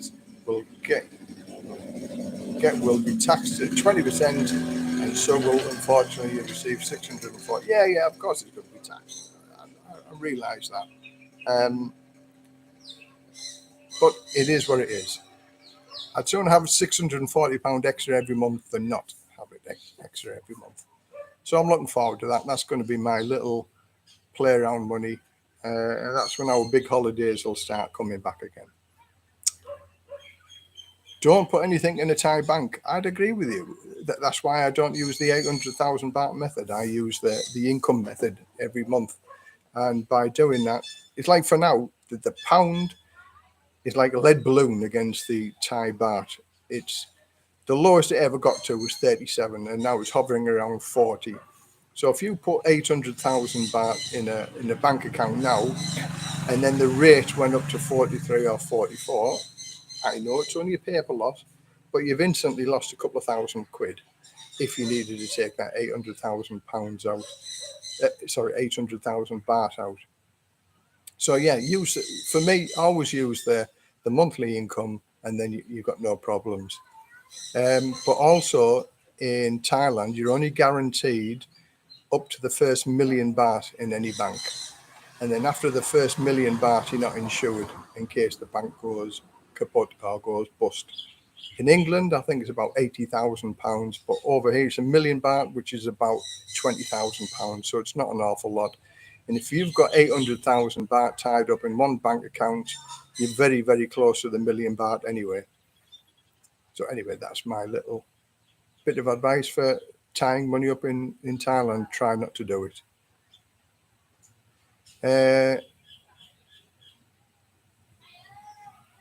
Is it worth keeping your money capital in Thai gold bars, considering banks don't seem to be safe anymore? Give your Thai girlfriend gold bars. She'll take care of it for you. Gold, the Thai people love gold. The thing is with gold, it's exchangeable all the time. They can take their gold jewelry and pawn it and borrow money on it and then go and reclaim it back. And gold is the currency of flavor in Thailand. If you give them diamond rings, they'll, it doesn't matter how much the diamond ring was worth because it's not exchangeable like gold. You ask any girl, they'll ask for a gold ring, a gold necklace, or gold jewelry, gold earrings, anything gold, because that is their emergency money. Get out of jail card. Gold is always pawnable, and it was always be able to give them some extra money if they needed it. So gold is currency of choice for Thai people. Is it easy to renew your passport in Thailand? Yeah, there's agents that can do it, but it can take up to 12 weeks to get your passport sorted out. So don't leave it too late, because 12 weeks, that will soon pass 12 weeks. And if it went over the 12 weeks, then what you'd have to go down to the embassy, get an emergency passport, which will cost you even more money. Get your visa stamp changed over to the emergency passport, which will cost you money. And then once you get your new passport, you'd have to pay money to get the visa changed over to your new passport. So I would say if you've got 6 months left of your passport, go and do it sooner than later. Don't leave it to the last minute. But yes, any sort of visa agent can sort your passport out also.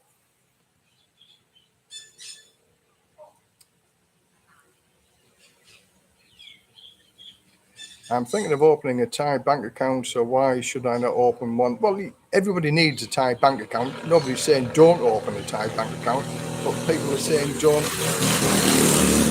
don't have a lot of money tied up in a Thai bank account. I'm with the Bangkok Bank, and it's brilliant because I pay everything online, so you don't pay any charges.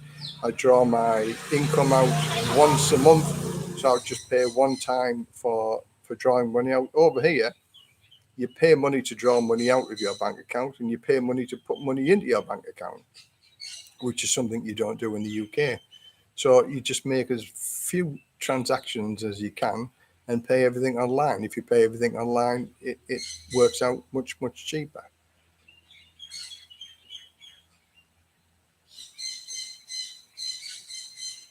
You can keep a bank account with Bangkok Bank and GP pounds. Yeah, there's ways of doing that, but I don't really know people who do that. You can keep it in a foreign currency, but having a different account, which is when you go to get your retirement visa, if you keep the bare bones of 800,000 baht because of fluctuations in the exchange rate, you might come a cropper because it might be actually worth less than the 800,000. And then if it's worth less than the 800,000, you don't get your visa.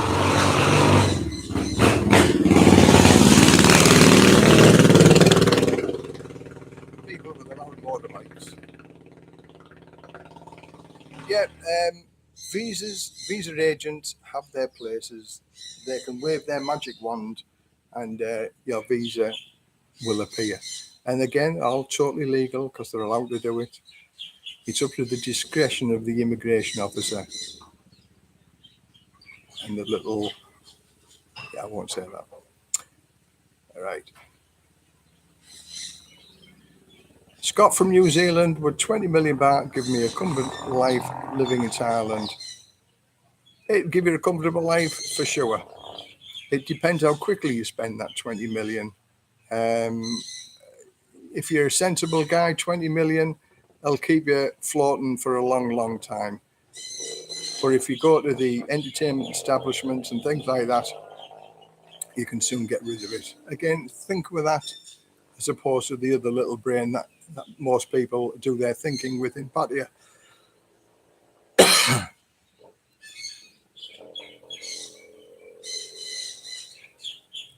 John the accountant, always good with his numbers, depends on how old you are, blah, blah, blah.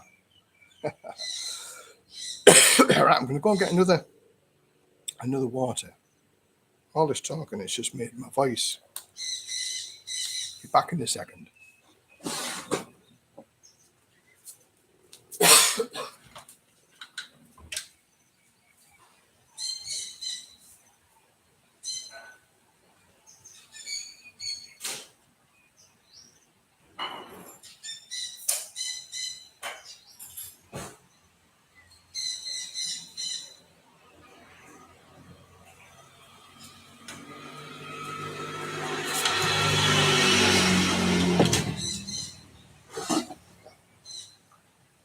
I've not done this much talking for a long time. So, okay, where we're at.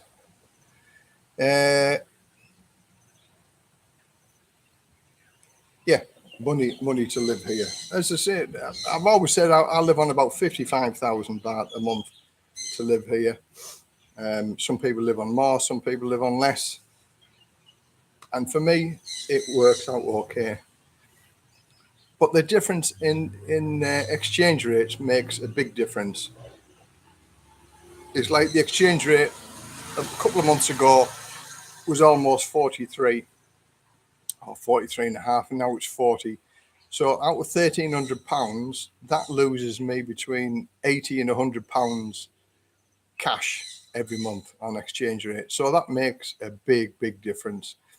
I say when Liz Truss did her tax thing with that Quasi or whatever he was called, and they were going to give all the rich people a tax break, and the pound went like a lead balloon.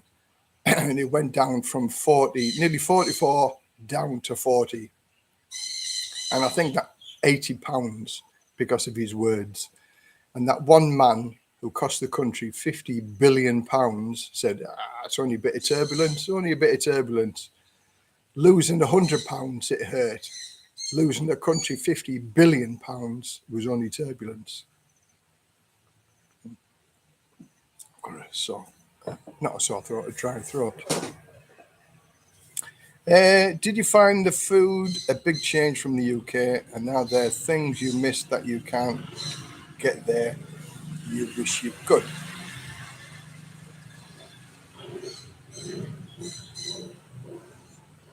No, I don't. I didn't miss the food.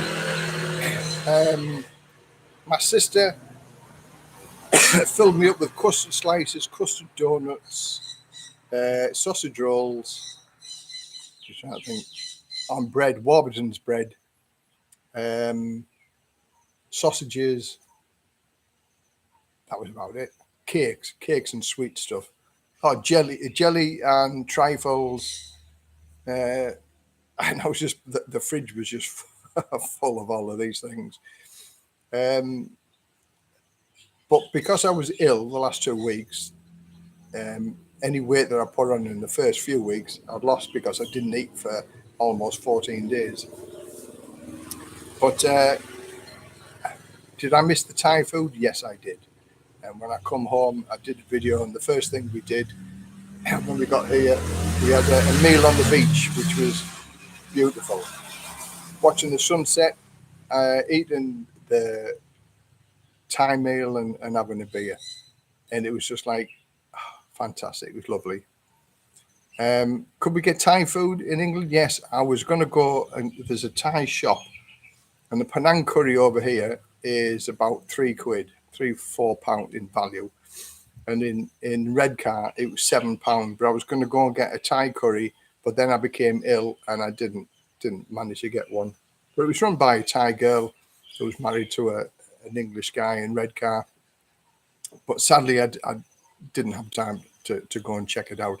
What with being Christmas and New Year and all of that lot, the time just went by like that for 9 weeks. Even though I was ill, the time flew by. I'm currently in the UK for 1 week. Yuck. I'm living on lamb madras, fish and chips, doner kebabs, and pork pie.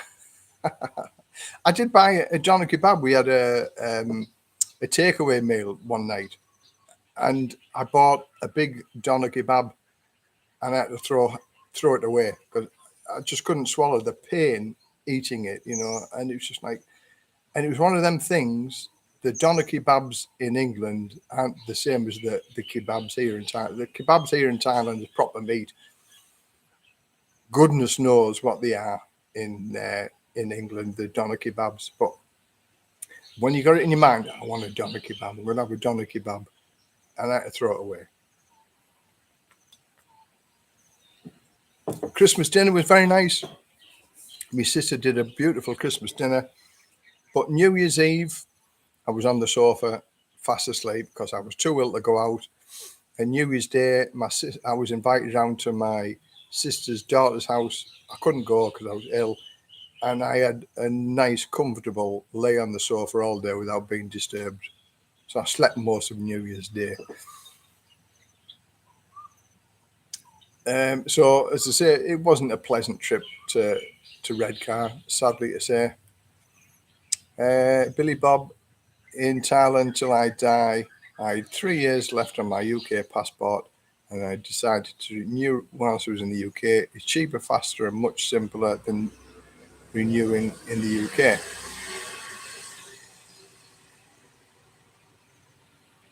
Oh, yeah. Renewed it whilst, yeah, it is cheaper to renew it in the UK. I don't know how much it is to renew over here, but it's like everything else. It's £1,000 now to fly back to England, so it's going to be a lot cheaper than £1,000 to get your passport changed here. But again, don't leave it to the last minute. It takes on average 12 weeks, but if you've got 6 months, I do it at 6 months. Fish and chips in Whitby. I did a vlog on Whitby. 12 quid for fish and chips. I didn't get fish and chips for £12. I begrudge paying £12 for fish and chips. A scone and a cup of coffee, £6.50. It's just, I've got to say, I've looked at my videos and I'm thinking, I'm always saying, oh, this is expensive, that's expensive. But it was very expensive. On my second day there, I went with my sister's daughter to Costa Coffee in Redcar. And she said, I'll get you a coffee, Les. She said, do you want a bacon sandwich? I said, no. I said, listen, I'll get you. You've got a family, it's coming at Christmas, a couple of kids. I'll get the coffee and a bacon sandwich. So 2 coffees, 1 bacon sandwich, £11.90. Nearly died. Even in Redcar, the fish and chips in Redcar were £8 in Redcar. Yep, English food is super expensive. Oh, in Thailand, yeah. If you want to eat foreign food in Thailand, you'll pay a premium price for it. I would say just get used to eating the Thai food, and you can live very cheaply here. Our noodle shop, which is probably the best noodle shop in Pattaya, where we live, it's 45 baht for a big bowl of noodles with pork and chicken. Oh, it's beautiful. It tastes very nice as well. 45, so that's just over £1. 7-Eleven food burgers at 40 baht, so less than £1. Penang curry and Massaman curry, less than £3. So me and my wife, we live on roughly 500 baht a day. So it's just over about £12 a day we live on. And we can manage quite easily on £12 a day. We cook sometimes at home and we eat out. It's just wherever takes our fancy. Cup of coffee over here. I mean, the coffee they had on the beach, that was fine. I'm going to be a regular coffee drinker with his. The barista, he did a wonderful cup of coffee, and that was 55 baht. 10 baht more than what you get from Amazon coffee, but handmade, and the coffee was beautiful. Take my hat off to him. Right, all this, you just made me hungry. And now I've got some food that my wife did, put it in the freezer, ready for me, because she won't be back until about 6 o'clock. And 5:20 now, so I'm feeling a bit peckish reading all of these what people are having to eat. Madras rice and potato, fish and chips. Okay, medical insurance, that'll take my mind off it. What's it like in Thailand? It's good, but you'll find that they don't like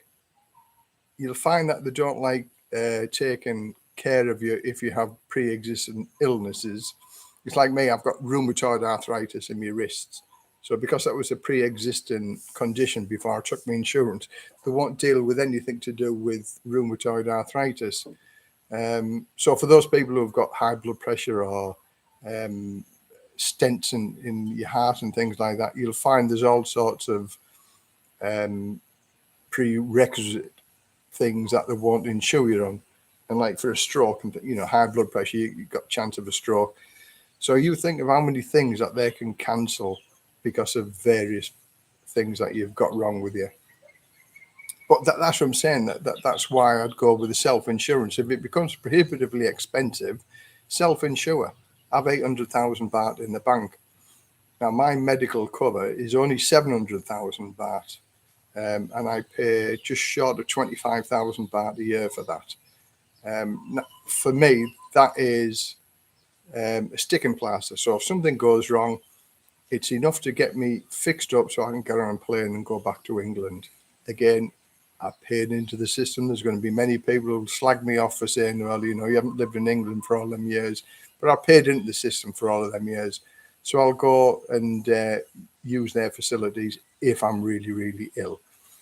But if I get something really like terminal cancer or something like that, I'll just stay. I'll just sit in that sofa until I curl my toes up watching the sunset or sunrise over there.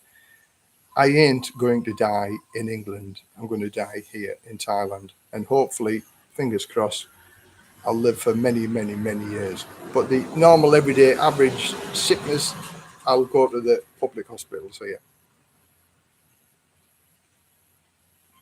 Okay, what else have we got? I don't bother going, John, don't bother going out restaurants in the UK. Too expensive and cannot handle everyone looking at their smart. Yeah. Spot on. I hate, even over here, you go and the kids have got the smartphones. And does it mean the wife, we never, if we take a photograph of the food and things like that, then the phone goes away. We talk to each other, the art of conversation. And I think if you took your family out, that's what you took your family out for, to have a family conversation. But half of them are just, I don't like that. All right, Timmy Taylor's was my drink of choice. Notice you had a pint in Whitby.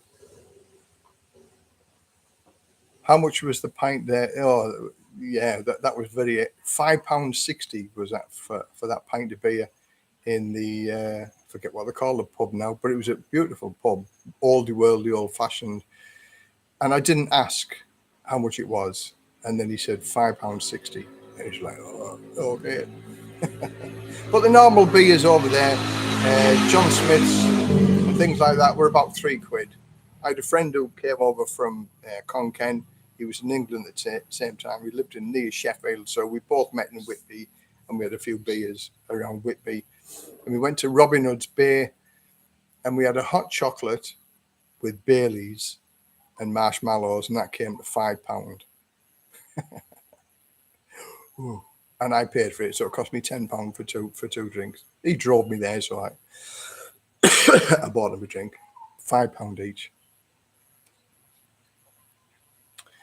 Do you have to have a medical before being able to obtain medical insurance in Thailand? No, you don't. But you've got a questionnaire to fill out. But if you lie in the questionnaire and you get admitted to hospital and they're going to look at your medical records and you fail to disclose everything, then you won't get paid. They won't pay the insurance. It's similar. You've got to be honest. You've got to bite the bullet and think, oh, okay. And I'd sooner be honest and bite the bullet so they know that there's no skeletons in the cupboard, if you like. It's no good being there. And they turn around and say, you're not insured. We're going to wheel you out because you've got no money. Be honest. That's what I would say with the insurance. Nobody wants to claim on the insurance, but as sure as night follows day, if you lie on your insurance and you're ill, and they find out that, they ain't going to pay.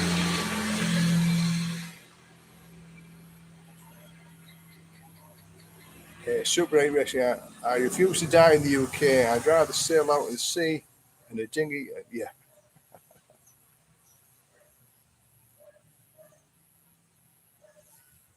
You're ending your day in a care home.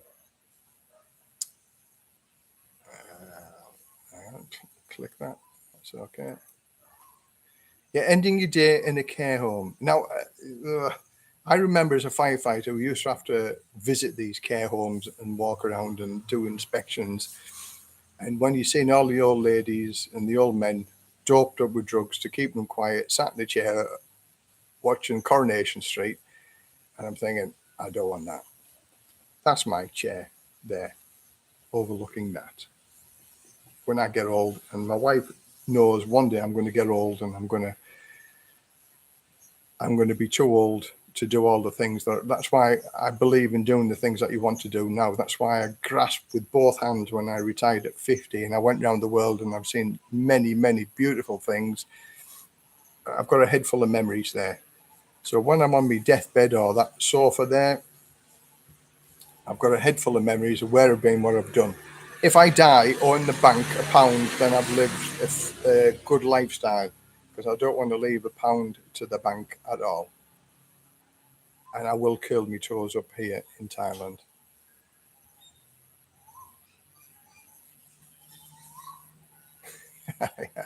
You'll be collected by immigration and you'll be brought back to life as well in England. Yeah, they would take you to the hospital, bring you back to life just so they can throw you out. I thought you had to have a medical after 66 for insurance.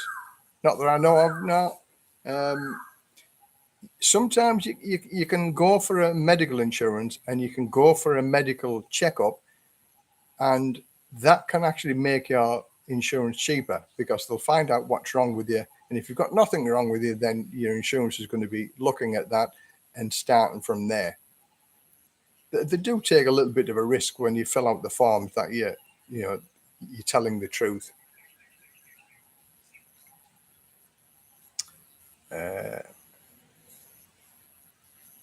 Yeah, when I went for an operation, it took a few weeks for the insurance to investigate and approve the surgery. That's what I'm saying. If you've had anything wrong with you in the past, then you're okay. Like me, because I got admitted in the hospital with chest pains and possible deep vein thrombosis, and now I've got emphysema.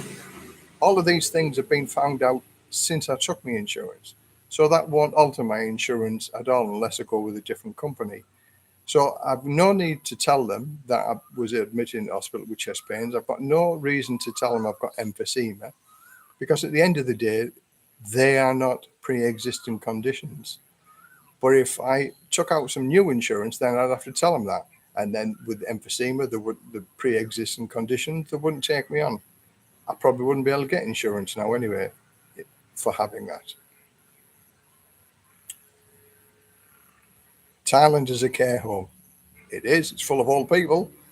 But I look upon it, it is like, remember the film Cocoon, where it was all the old people and they were living a really, really enjoyable life. I think Thailand is a bigger version than Cocoon. And that only to the older people who remember that movie, Cocoon. It was a fantastic movie with old people living in happy lifestyle and living it large. Don C. I agree, Les. I retired at 58 and never looked back. I saw many parts of the world. I loved it. My 2 years around the world, it opened my eyes. I talk forever. I mean, I've been going on it nearly 2 hours, 1 hour, 53 minutes. As you say, I can just talk about anything and everything. And everybody that I meet has a story. And I've got my story as well. So we trade stories. And I've met some very, very interesting people. And some people have changed my pathway in life with regard to how I live and what I do. Like I said, one of my best friends in the fire brigade, who was less than 70 years old, died last week. And he was a character. He was a lovely man. And his death came far, far too soon. So I'm a strong believer in doing what you want to do when you can, how you can, and if you can, for as long as you can. Yeah, don't be the richest man in the graveyard. I've got a friend who's like that. He's lived here for 14 years. He's got lots of zeros in his bank book, but he's been nowhere. And he's got nobody to leave the money to. So some aunt, uncle, cousin, or whatever is going to get an inheritance and they're going to waste it all. And I said, put me on your list of people that you're going to send the money to, because I'll spend it for you. He's going to die on his deathbed and he'll open his book. Oh, there's another zero. But I've been nowhere. I've done nothing. I got a tattoo. That's an old Scottish saying. Every man dies, not every man really lives.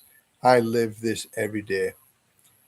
We all know how much money we have in the bank, but none of us know how much time we have left to spend it.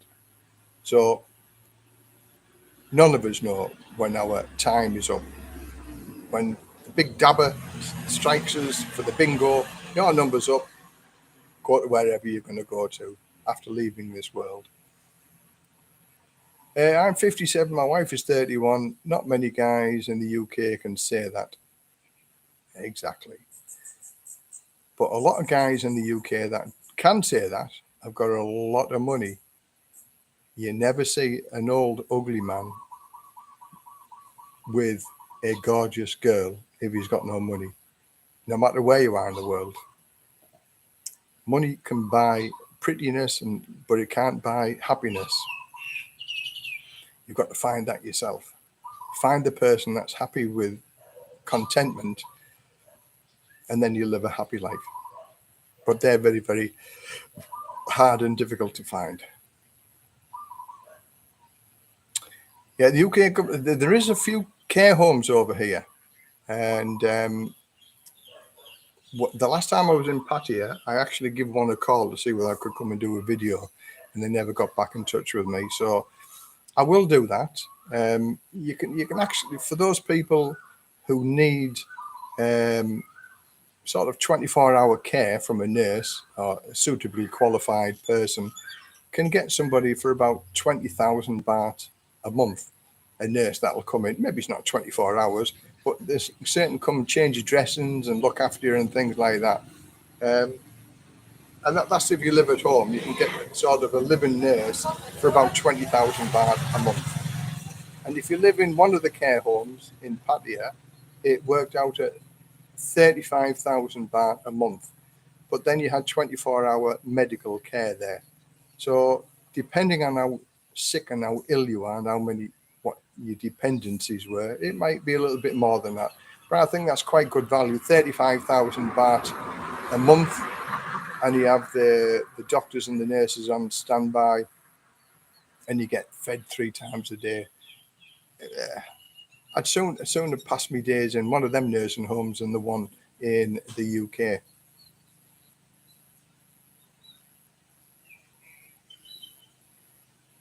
There are many older retired gents living with in-home care privately.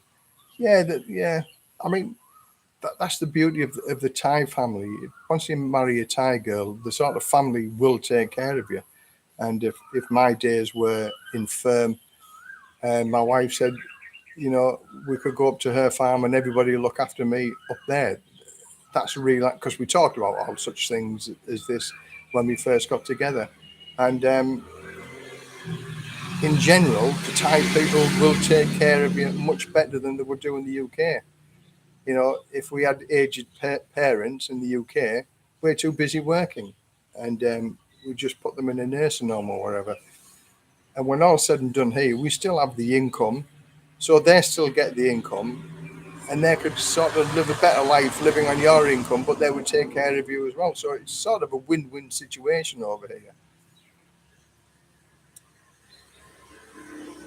I'm trying to get my friend there, but she lost her memory too fast, and her family went nuts and involved the state.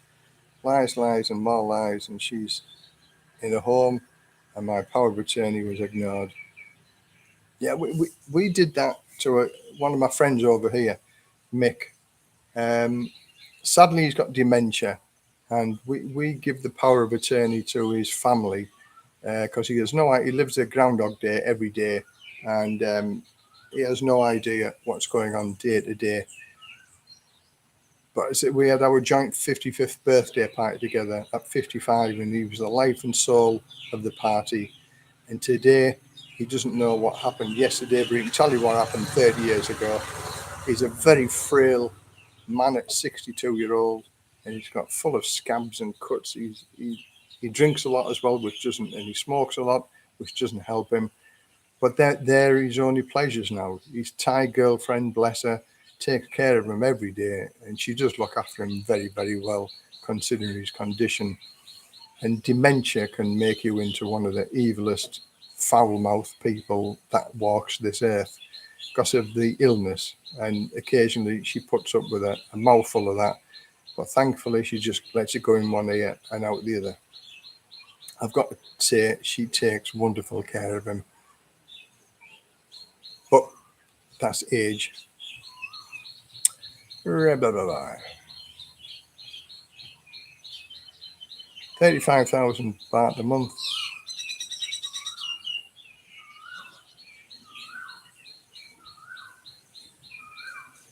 Don't forget that if you have assets, house in the UK, go care home. Yeah, they deduct. They'll take everything they can off you. They'll take everything they can off you whilst they can in the UK. Yeah, right for kicks, living 6 days a week, 20,000 baht per month. Yeah, that's so sad. I watch his videos, and sadly, that's not going to have a happy ending with the sounds of it. But that's sort of the boot is on the other foot. Thankfully, he's going to take care of his wife while she's ill. And he's got a lot of subscribers with empathy and sympathy with everything that's going on. And he's sort of putting a brave face on it, but it must hurt every day. It's very, very sad to see.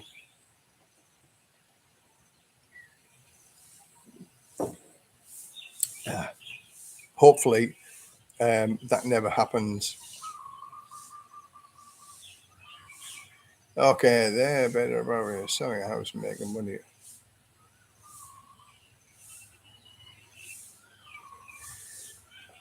John the accountant, yeah. You've had a busy chat session on this, John. Doing your financial wizardry on here. Yeah, better sell the house and move to Thailand and go out with a bang. I'd agree with that. Go to Thailand and live the dream. What does Laos look like to visit? I don't know. I've never been to Laos. It's on my bucket list of going to places, Laos and also Cambodia. I've been to Vietnam, love Vietnam. We're going to go back to Vietnam later on. Hopefully, we now that everywhere is back open again, we're going to go travel a lot more. We're going to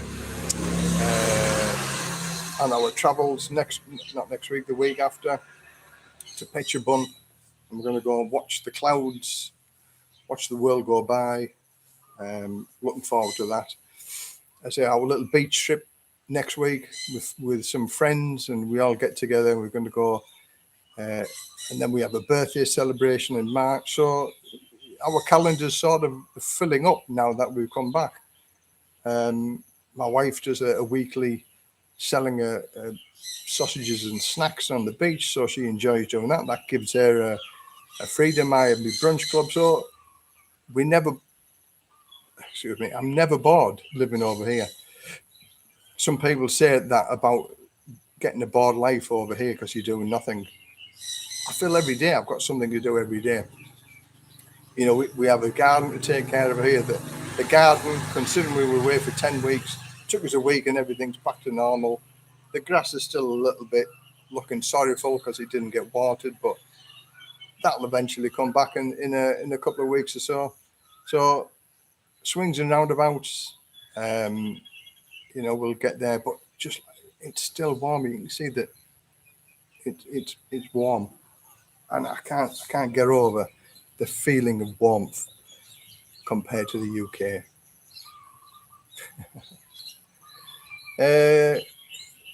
I retire in 14 months. I'm already starting to get rid of things and sell things off.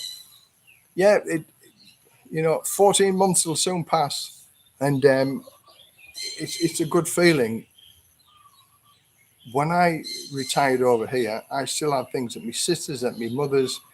I had a caravan full of all sorts of stuff, and making that decision to absolutely get everything. And when the caravan went, because it was a brand new caravan, the first person to look at it bought it on the spot, and he said, I'm not even going to knock you down on the price list because it is immaculate." And it had been in storage for 2 years, and that was that for me. That was my final moment. Like, oh, okay, that's it. Everything's gone, because I love traveling around in the caravan. I could have traveled around Europe in the caravan, and just happily live for the rest of my life traveling around. I could have even just traveled around in a van with a mattress and a porta potty in, and a simplistic lifestyle. There's so many things to see in the world than be stuck in a little box, looking out the window, thinking, "Woe is me! I've never been anywhere, never seen anything, never done anything."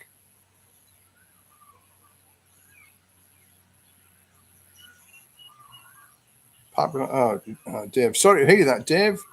As I said, other people on here say everything's okay. There's nobody else with a bad connection. You just have to maybe give it a wiggle, Dave. Or take it out and plug it back in, or switch it on, switch it back off again. Or switch it off, switch it back on.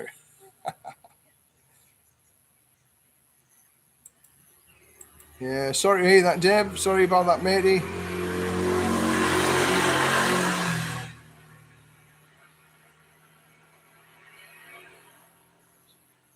Yeah, yeah. Couple of people have put a couple of swear words on here, and the algorithm or the YouTube has banned it. So yeah, just talking about how bad the UK is, and the fact that it's like going to the toilet. So my little thing comes up to say that it is, say that it's closed it. It won't be shown on the comments. Is the airport the best place to change money? No, absolutely no. 100% no.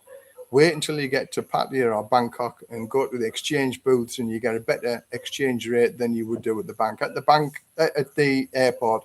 At the airport is probably one of the worst places that you can get money changed.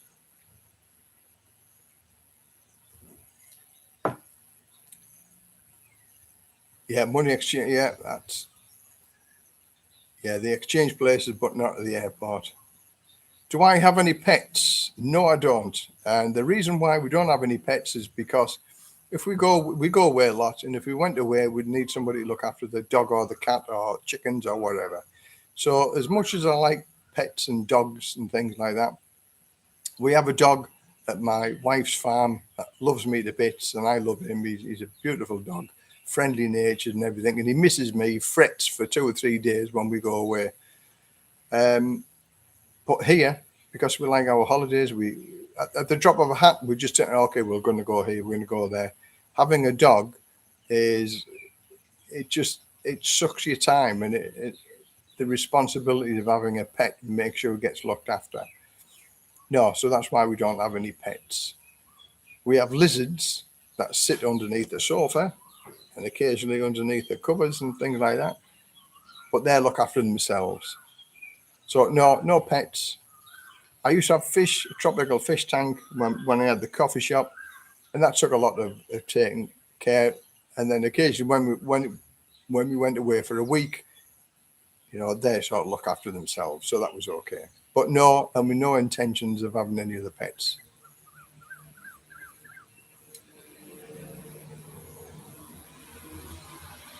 Going to Pattaya, ask the taxi driver to stop at the TT, exchange your money to pay your taxi fare. Yeah, I'd actually get a little bit of money to pay the taxi guy, so it gets some money exchange from. It's one of them necessary evils until you get. I'd say maybe you get £100 change before you come over here. So at least you've got your taxi fare, your taxi money, and things like that.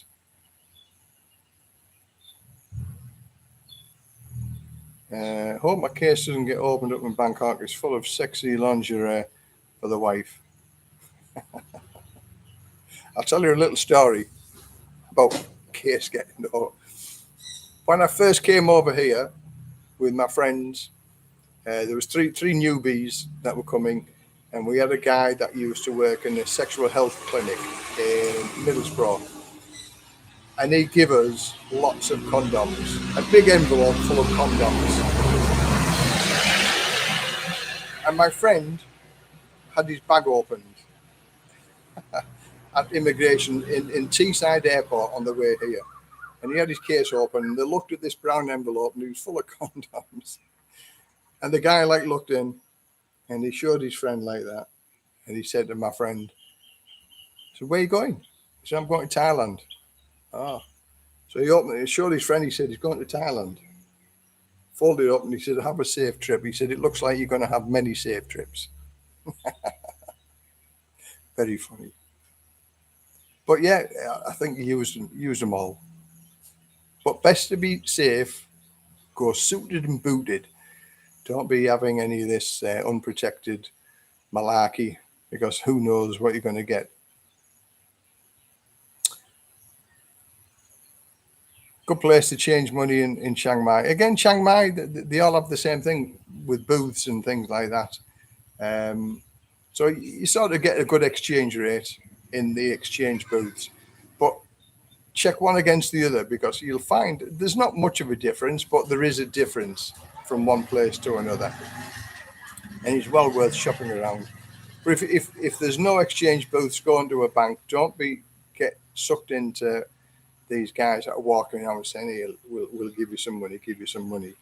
Always be careful of things like that, because we got ripped off in Bali. We're doing things like that. You know, the exchange rate, thinking, "Oh, it's a good deal here, little exchange booth." And then, long story short, we got sort of ripped off by 20 quid. We exchanged £100, but we only got £80 worth of money, because he swindled us out of some money. And but once you know how it works, then you don't get bitten twice. So there's always somebody with a better exchange rate, and best off going to the booths. You tell that the booths are there, proper bank booths, as opposed to some little guy at the hotel. If you get the hotel to change your money, they'll give you a poor exchange rate as well. When all said and done, if you need in an emergency go to a bank, you're going to get ripped off in the bank also, but you're not going to get ripped off as much as what you would do at the hotel.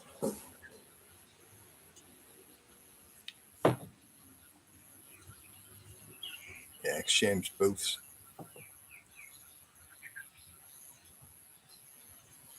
Still lower than it. Yeah. That's what I'm saying. If you've got no other choice, go to a bank as opposed to the hotel getting changed money.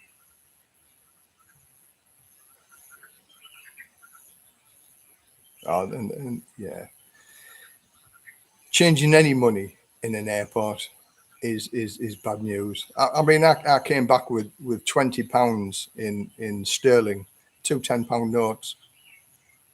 So the next time we go to Pattaya, I'll just take it and I'll go and get it exchanged in Pattaya. But the exchange rate now at the minute is very, very bad at 40.23, I think it was. And I think the lowest it got was 40.11. So very, very close to the 39 baht to the pound. Um, our economy, it's in recession, so nobody's got any confidence in the UK. We're the worst in the G7. So there's not a lot of happiness going on with people wanting to invest in England at the minute. And with all this scandal that's going on, all stuff like that affects our exchange rate. So look forward to the next 1 or 2 years where the exchange rate is never, ever going to be very good. They all have the snouts in the trough, getting whatever they can get over the next 2 years, because they know their numbers up and they ain't going to get back into government. And I don't think the opposition is worth a light either. I don't think they'll make things much better. So I think we're in for Poor exchange rate for the next couple of years at least, unless the Thai economy crashes, which I don't think it will. So get used to 40 baht to the pound as opposed to 44, 45. But in the good days, it's 65 baht. And I've talked to guys in the better days when they had 70, 75 baht. It'd be just like woohoo at that type of rate. But 40 baht, it's still livable here. But you're losing about £100 for every £1,300. Swings and roundabouts. But the house prices here, the house rentals is much cheaper, the food's cheaper, the petrol's cheaper. So you weigh it all up and it's not too bad, is it? I just got my water bill in today here, which is 48 baht. So it's about £1.20 for a month's water. Cheap. Hi Les, please could you tell me for nice accommodation around your area, close to Rayong and the government beach? There's many places. Basically, I just turn up in the area, just have a drive along the beach. From 600 to 1,000 baht, there's a beautiful place just around the corner from us. 2-bedroom bungalows with a swimming pool. Nice location, nice. Everything's nice about it, and that's 11,000 baht a month. We found a couple of other places as well. The average hotel cost around here is 500 or 600 baht a night, 600 or 700 baht a night, I would say. High season, but there's some accommodation that you can book for 2 months or a month to 2 months at a time. It's 5,000 baht a month. So it's like a little 1-bedroom, small living room, but that's only 5,000 baht a month. Again, in a nice area, but you need transport. But if you lived in the hotel rooms along the beach, you need transport anyway. So for this place, for 11,000 baht a month, it's beautiful. And you've got your own swimming pool, and there's a number of people in there now. 2-bedroom bungalow, stunningly beautiful for 11,000 baht a month. So yeah, we can find you places. Just send me an email down below, or send me an email when you come in, and I can make some suggestions for you. But then I would just book it for 1 or 2 nights and then go and have a look around and find what your budget is capable of.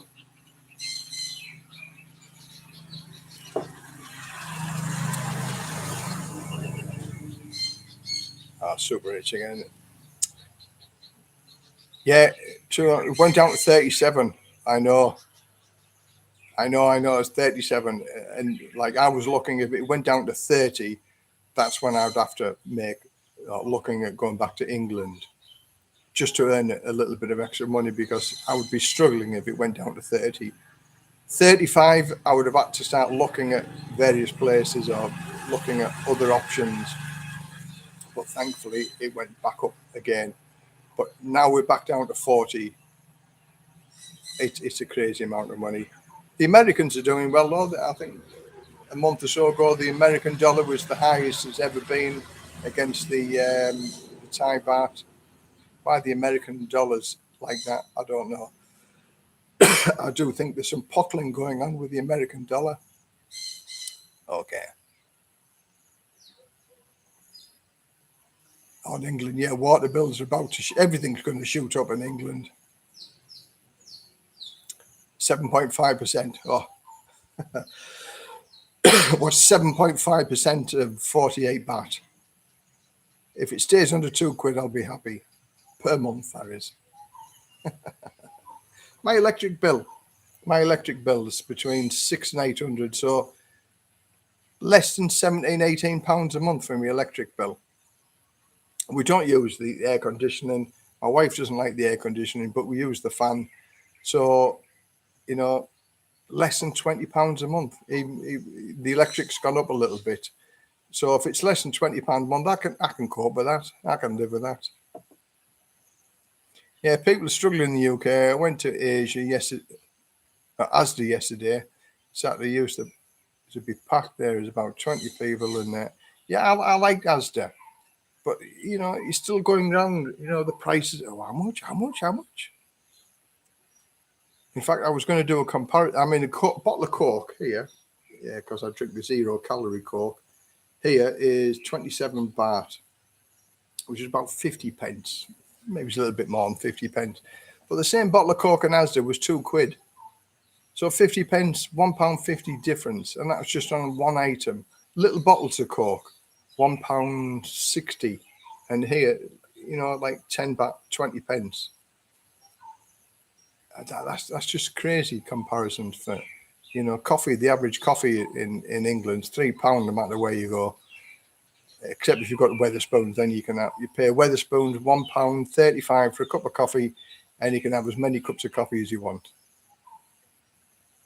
Anyway, that's just going on a price comparison. I'm going to do another price comparison video with if I had to return back to England, the prices of property for rental and what you could get and what you can't get.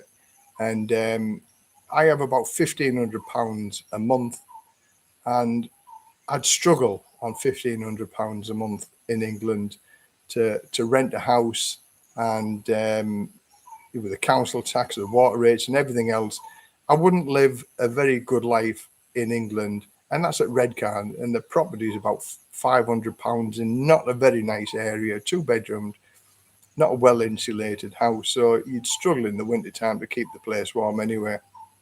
It doesn't even bear thinking about going back to England for that. The Thai baht against the pound is out. Was 40 baht to the pound prior to 1977 Asian. I don't know about 1977. I was just leaving school and starting my life at 1977. But I've talked to people who were getting the exchange rate as 70 baht. And I remember personally it being 60 baht. And then when it was 50 baht, when I was living here, even 50 baht, it was just like, wow, everything's so cheap.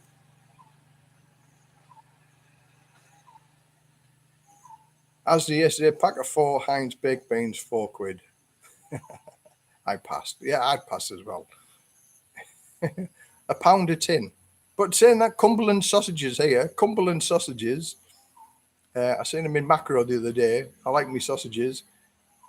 £1.10 per sausage. So I passed on that as well. £1.10 for a Cumberland sausage. I'm thinking about making my own sausages as well, because sausages over here are quite expensive, as is bacon. Bacon's quite expensive as well. Yeah, going up 10 pence every week.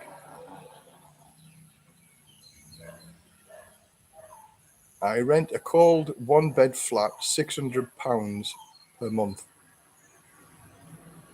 plus £140 council tax, plus bills, so around £850 just to live in a rented cold flat. Yeah. I was looking at a friend of mine that has gone to work in Australia, and he's on a huge amount of money for a couple of years, and for me it was worthwhile him doing it, and it was a good move, because one day the phone won't ring to offer you these super highly paid jobs. Now I looked at moving back to England, thinking if I worked in England for 2 years, I could maybe pay this house off much earlier, because there was jobs at £35,000 in Southampton to do as a maintenance manager. Now I was a house maintenance manager in Southampton before, but this one was £35,000, and I thought, okay, I'll have just a room, living in a shared house, inclusive of the bills. And when I looked, it was like £700 to £800 to live in Southampton in a shared house in a room with ensuite, which included the bills. And when I worked everything out and paying what I had to pay here, I think I came out with £700 or £800 a month by the time you paid for your food and everything else, and the renting of a motorbike or a car. And it's just like, I'll just pay it over a number of years over here, rather than going back to England and working for 2 years, where you only got 4 weeks holiday a year. So I could only come back to Thailand for 4 weeks, and it's give myself a slap. changed my ideas and the fact that I was never going to do that. So I've looked at all sorts of things, and as I say, with my little bit of online working that I'm going to be doing now, I'm doing various things like the one-to-one chats for $10. I've gotten 1 or 2 chats a week to do that. My ebooks, which I'm going to be full of information, 3 ebooks for $3. It's never going to make me a rich person, but I enjoy doing them, and it's informative. And once I've done all the research and done all the books, then it's like an evergreen situation that they will always be there. And like my YouTube gives me about $100 a month, so if I make $200 a month, that's my goal. Then I'm happy with that. $200 a month from doing little bits and pieces, and that's sort of me health, medical side of it taken care of. I'll never ever Patreon service. I mentioned it later on about different YouTubers have different ways of drawing income. Patreon service. I'll never ever do a Patreon where people have to pay to watch my content or get extra information, or I'll never have a private members site where people pay between 3 and 15 quid to join their videos, to exclusive views of whatever. Every video that I do is an exclusive view for everybody, and all my videos will always be free. And that's just the way that I am. Other people are making other, from certainly the Patreon and stuff like that. That's just the way it is. I give good value, I hope, and I've had many people who say that I give good value, and long may it continue. But yeah, I'll do another video and I'll describe more about what services I offer and things like that. But I say the £10 one-to-one chat for an hour, and sometimes it might be an hour and a half, 2 hours. It's still same $10, and if you don't get any value from it, then you don't have to pay. But by having a one-to-one chat with me, as I said earlier on, 22 emails I answered to one guy to give him the information. Now, an hour's chat on the phone would have given him all that information for $10.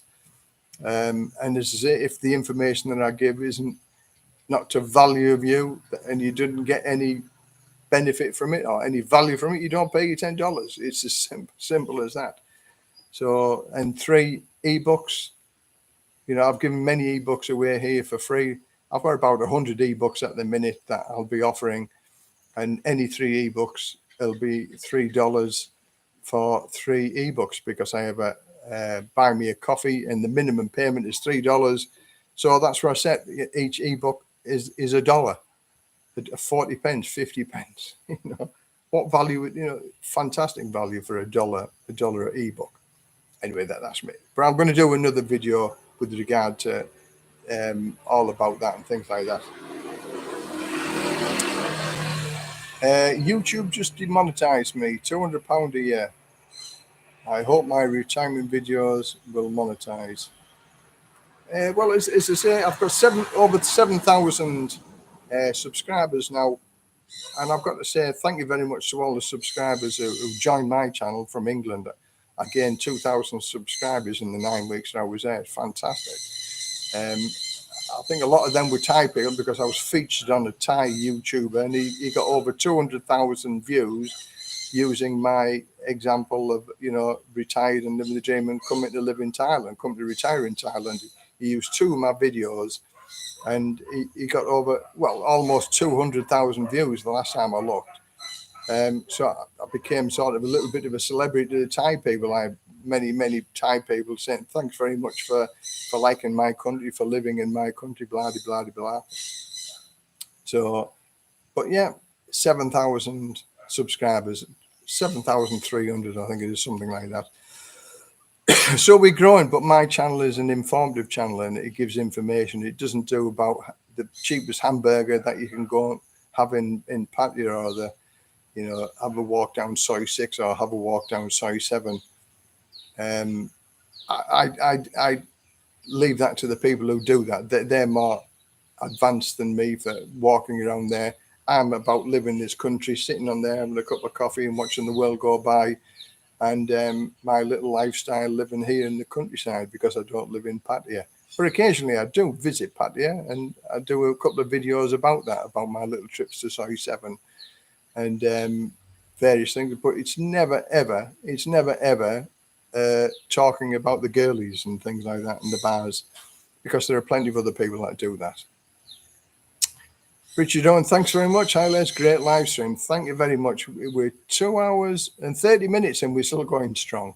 I think the longest I did was 3 hours, but it won't be 3 hours today because my wife will be back very, very shortly, and I'll have to go then when she turns up, because we'll have to unload the food truck of a little motorbike and things like that.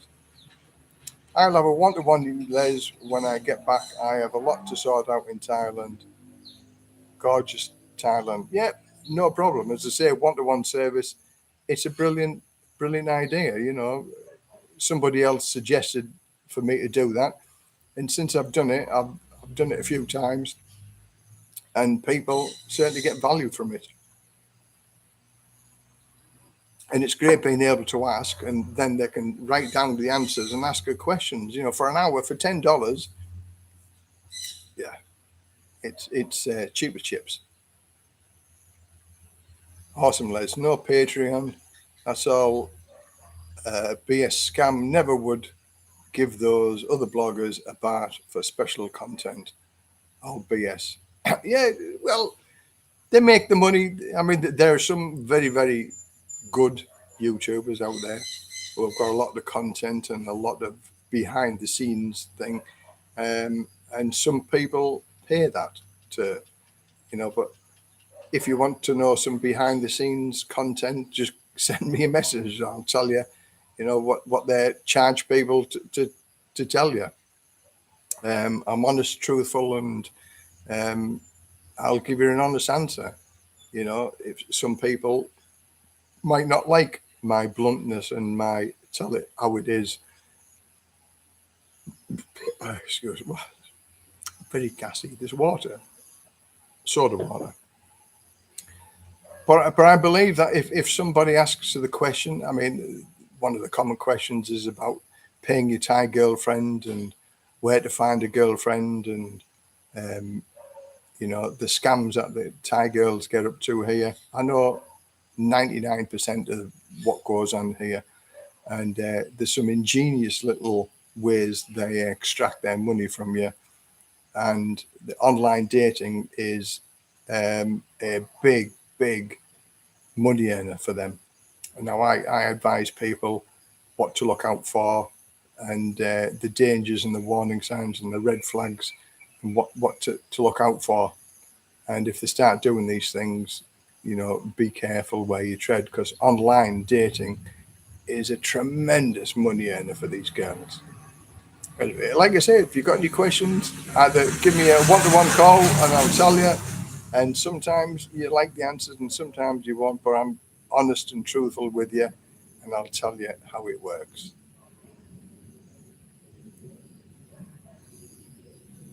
Coach Talent, I decided to be a living landlord on paper.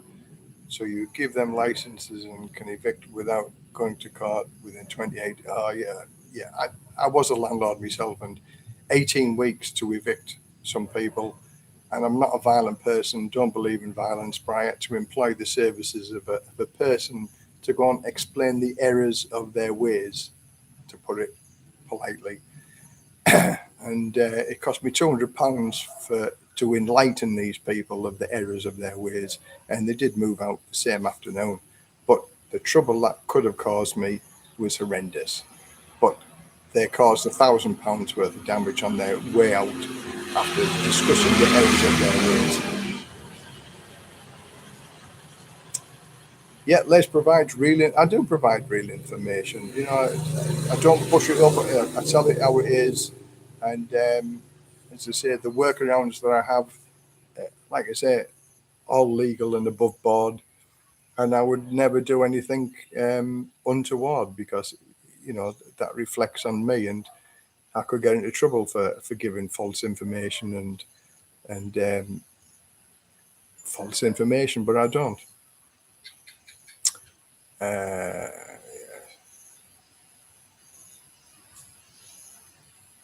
Yeah, I'm selling up because I believe there will be more and more rights for tenants, and it is not worth the hassle.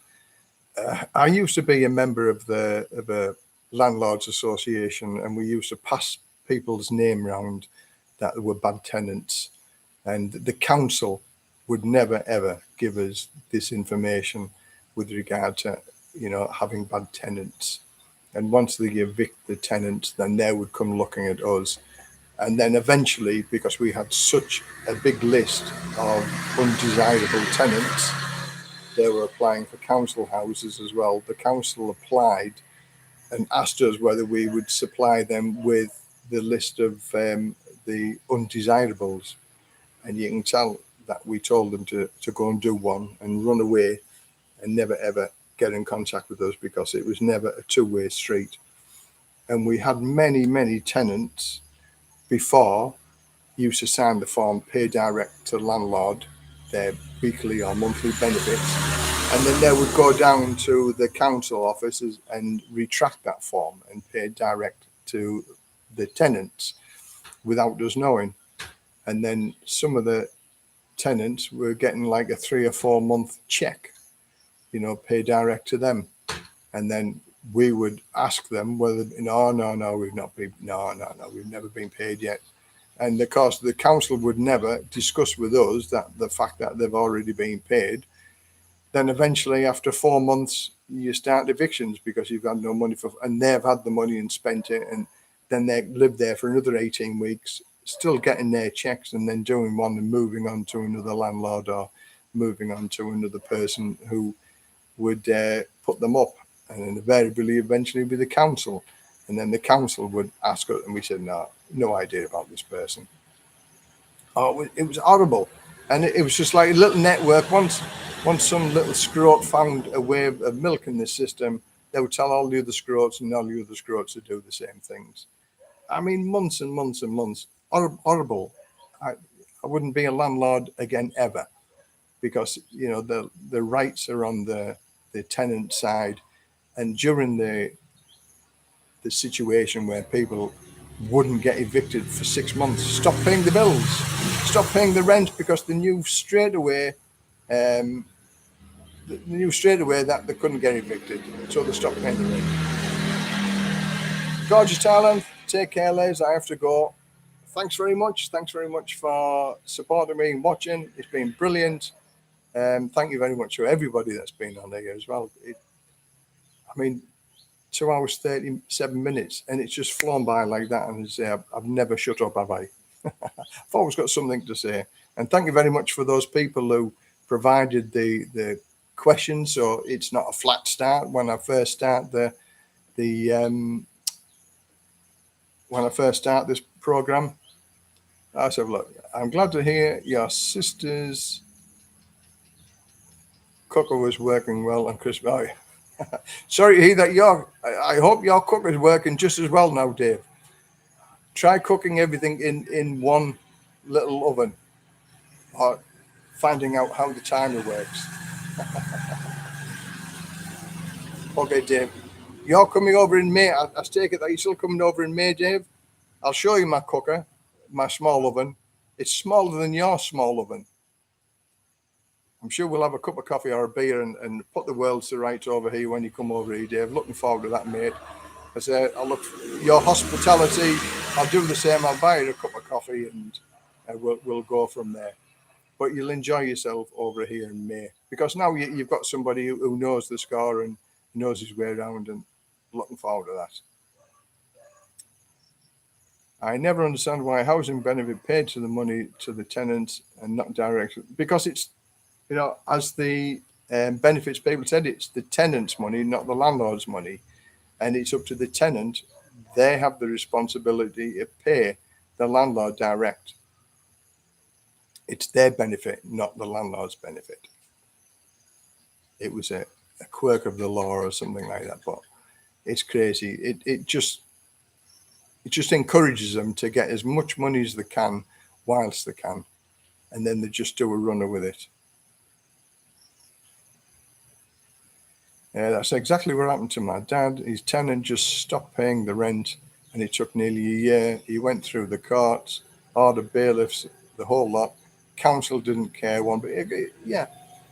And like people said to me, well, take them to court, go and sue them. But these people invariably have got no money, so it's going to cost you more to sue them, take them to the court, to get nothing back. So, and the tenants know this. The tenants know you won't pursue them. It's just a crazy. I just hate the whole scenario of it, and it's one thing that I never ever would want to go back, and I do regret the situation being the tenant of social housing, especially, and then to get ripped off by the government big pockets who also ripped me off as far as what they said they would do and what they did do was two different things. But that's a whole different story. But then I know people who've never had a bad tenant. You know, my friend Dave, who lives over here, he had two houses, two tenants, have been with him 10 or 15 years and never ever been a bad tenant. Some people are lucky that way, some people are not. I was unlucky. D in Esan, great stream layers, very informed of numerous topics. It just never stops. The loads of topics that we talk about, you know, some people like it and some people don't. Some people move on with it and not. But basically, you know, I've answered all the questions that the people had at 4 o'clock. And, you know, whatever topic comes up, we'll discuss about. I'll look through the chat over here. Woohoo, made the live chat. Mr. Who. Yep, we'll be stopping very shortly because my wife will be back shortly. And then after I help her move all the stuff from the food, she's been selling sausages on the seafront and little snacks. She only makes about 300 or 400 baht a day, but she's happy with that because she gets to talk to other Thai people, and she can talk about her Thailand crap to other Thai people. It's like we talk our English crap to each other, and it's just good. It makes her happy, and if she enjoys doing that, well, then it's great. Down at the 3T beach, watching the sun go down, having a beer. Oh, that's just around the corner from where we live. We'll have to meet up one day there and have a beer because it's a beautiful place. I take everybody to the 3Tree Beach. It's a wonderful location.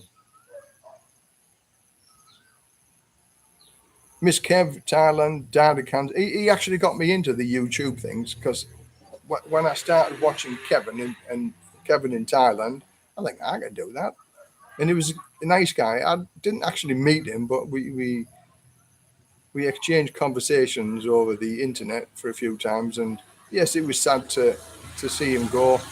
But that he's 59-year-old and he was going to get medical insurance the next year at 60. But unfortunately, he got cancer before he got insured. Otherwise, the insurance would have paid some of it for him. But he died very, very quickly. It was a very, very aggressive form of cancer. That's what I'm saying. We all know how much money we have, but we never know how much time we have left. So live the best life whilst you can, as long as you can, when you can. I ate garlic sausage street food when I was last in Thailand. Spent 3 days in hospital with severe food poisoning. Oh, that's sad. Usually street food is because it's cooked constantly. I would say the only dangerous part of that is when they first started up selling the food because it might be yesterday's food that they're trying to sell. But the later you go, I would say the more chance you have of eating the fresh food because they'll have sold all yesterday's food or early on's food. But it's a risky thing, but I've never had food poisoning here from street food. I've had food poisoning from a restaurant in Koh Samet once, but I ate the fish and I don't normally eat fish, but I was bad for 3 days after eating the fish. Is it easy to get TM30s off a landlord? It's the landlord's responsibility to fill the TM30s in. It's their responsibility to be able to fill the form in and submit it to immigration. But if the landlord doesn't give you the TM30 form, then I'd go and find another landlord. But as I say, like with me, if you're on long-term rental, you you get them to fill the form out. Like if you've got a yearly rental, there's an alien stays at this address, and then the landlord fills all of that form in. And then once you take it to immigration, it costs you maybe 300 baht for them to stamp it and register it. Then you get a form in your passport. And every time you do your 90 days, and every time you go, you just use that one. Whether you actually live there or not, that's another thing. But as long as it's in your passport, they'll just take it that you're still living at that address.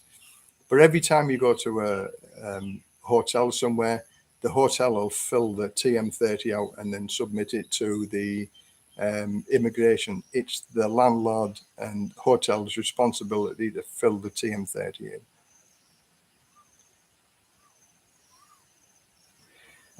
Would you recommend hiring a car at the airport to drive down? No, the bus.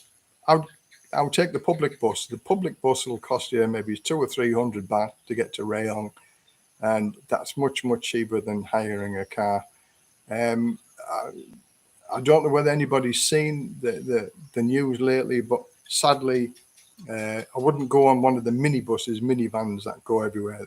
The wannabe Formula One drivers who drive these vans are terrible. And there was an accident a few weeks or so ago where sadly it killed 11 people. The van veered off the road. They seem to think he fell asleep, and van veered off the road and then caught fire instantly. And sadly, 11 people died out of the 12 people. The minivans drive like lunatics. If you go onto a public bus, they drive very safely. It might take you another hour longer, but you're certainly going to get there much easier and much safer than going in these vans, these fast vans. Don't go in them vans. Or if you paid a taxi, obviously a taxi is a lot safer than these vans as well, but it's much more expensive. But I would go by the public bus anywhere over in Thailand. It's slow, sedate, and it's very safe.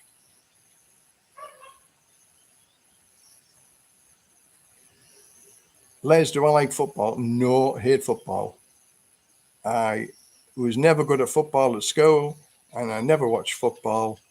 But saying that, I watched the World Cup matches at home. I think I watched 2 or 3 of them. But no, I'm not really a football fan. I'm not really a sporty type of person at all.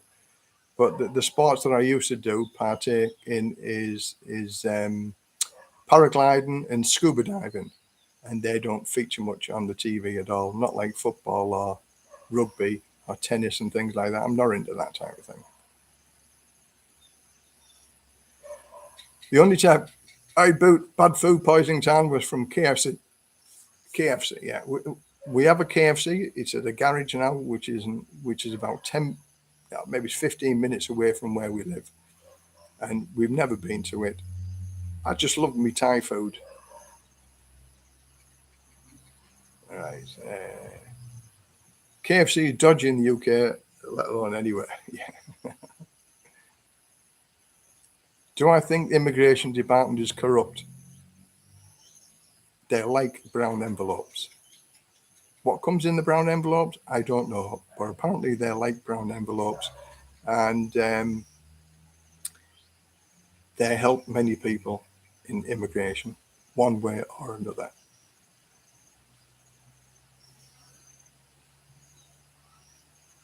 My grandfather used to be a bus driver, died peacefully in his sleep. Same can't be said for the passengers, though. It might have been the same. Your granddad wasn't driving this minivan in Thailand, was he? These the minivans. You pack like sardines in this van, and they drive like lunatics. They're very unsafe on the roads. They take risks. I wouldn't go in the van. Thailand's roads are dangerous. I think it's the second highest death rate in the world in Thailand. But to say that a lot of that is to do with motorbike accidents, there are many motorbike accidents here in Thailand for Thai people that don't have helmets on. Foreigners who don't have helmets on should be fined heavily because they should wear everybody should wear helmets. So I always wear a helmet. If I'm just going down the corner, I'll wear my helmet. Don't drink and drive. A lot of Thai people drink and drive whilst they're on motorbikes.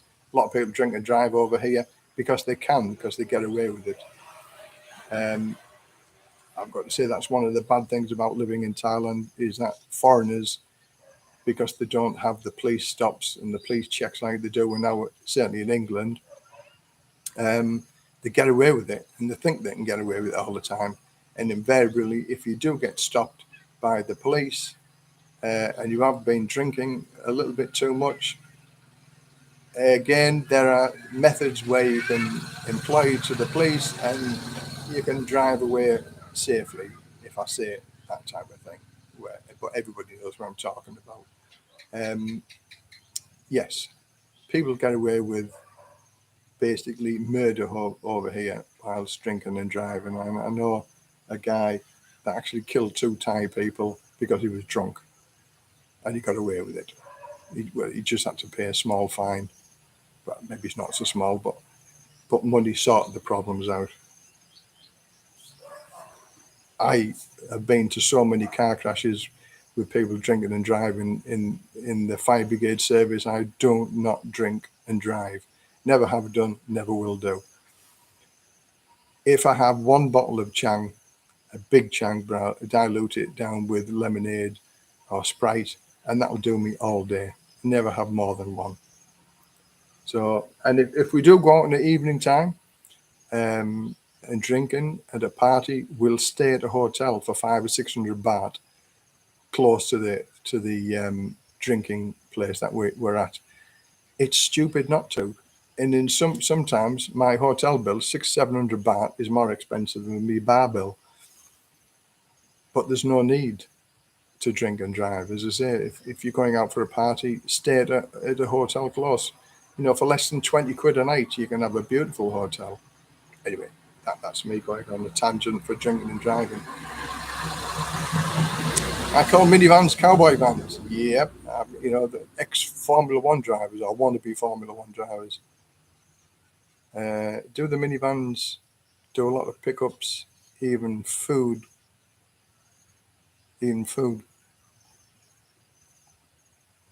Yeah. Yeah, minivans will stop at all sorts of places to pick. They make money when they're full. So if they've got 12 people in and they drop somebody off, they'll divert to somewhere else along their route to pick 1 or 2 people up, because a full van makes them money.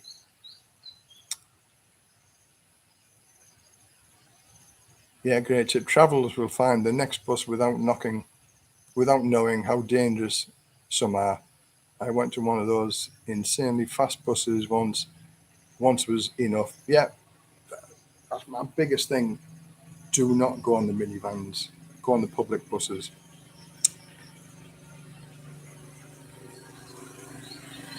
Yeah, as I said, drink driving. Anyway, that's going on a tangent.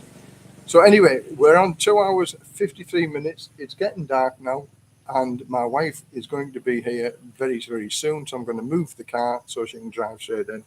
So I'm going to call an end to the chat. And thank you very much for all those people. I know it was an early start because I was testing the equipment. So we got to almost 3 hours now, 2 hours 53 minutes. So I thank everybody for joining the chat. Look forward to one-to-one chats for those people who want to do it for $10 and ask whatever questions you want to ask. It'll be a great, knowledgeable thing. And if you don't get the information that you require of me, then you don't pay $10. So anyway, I'm going to leave it at that. Thanks very much. And I'll do another live stream later on. But watch the videos for Petchabun and the changes I'm going to make to my channel.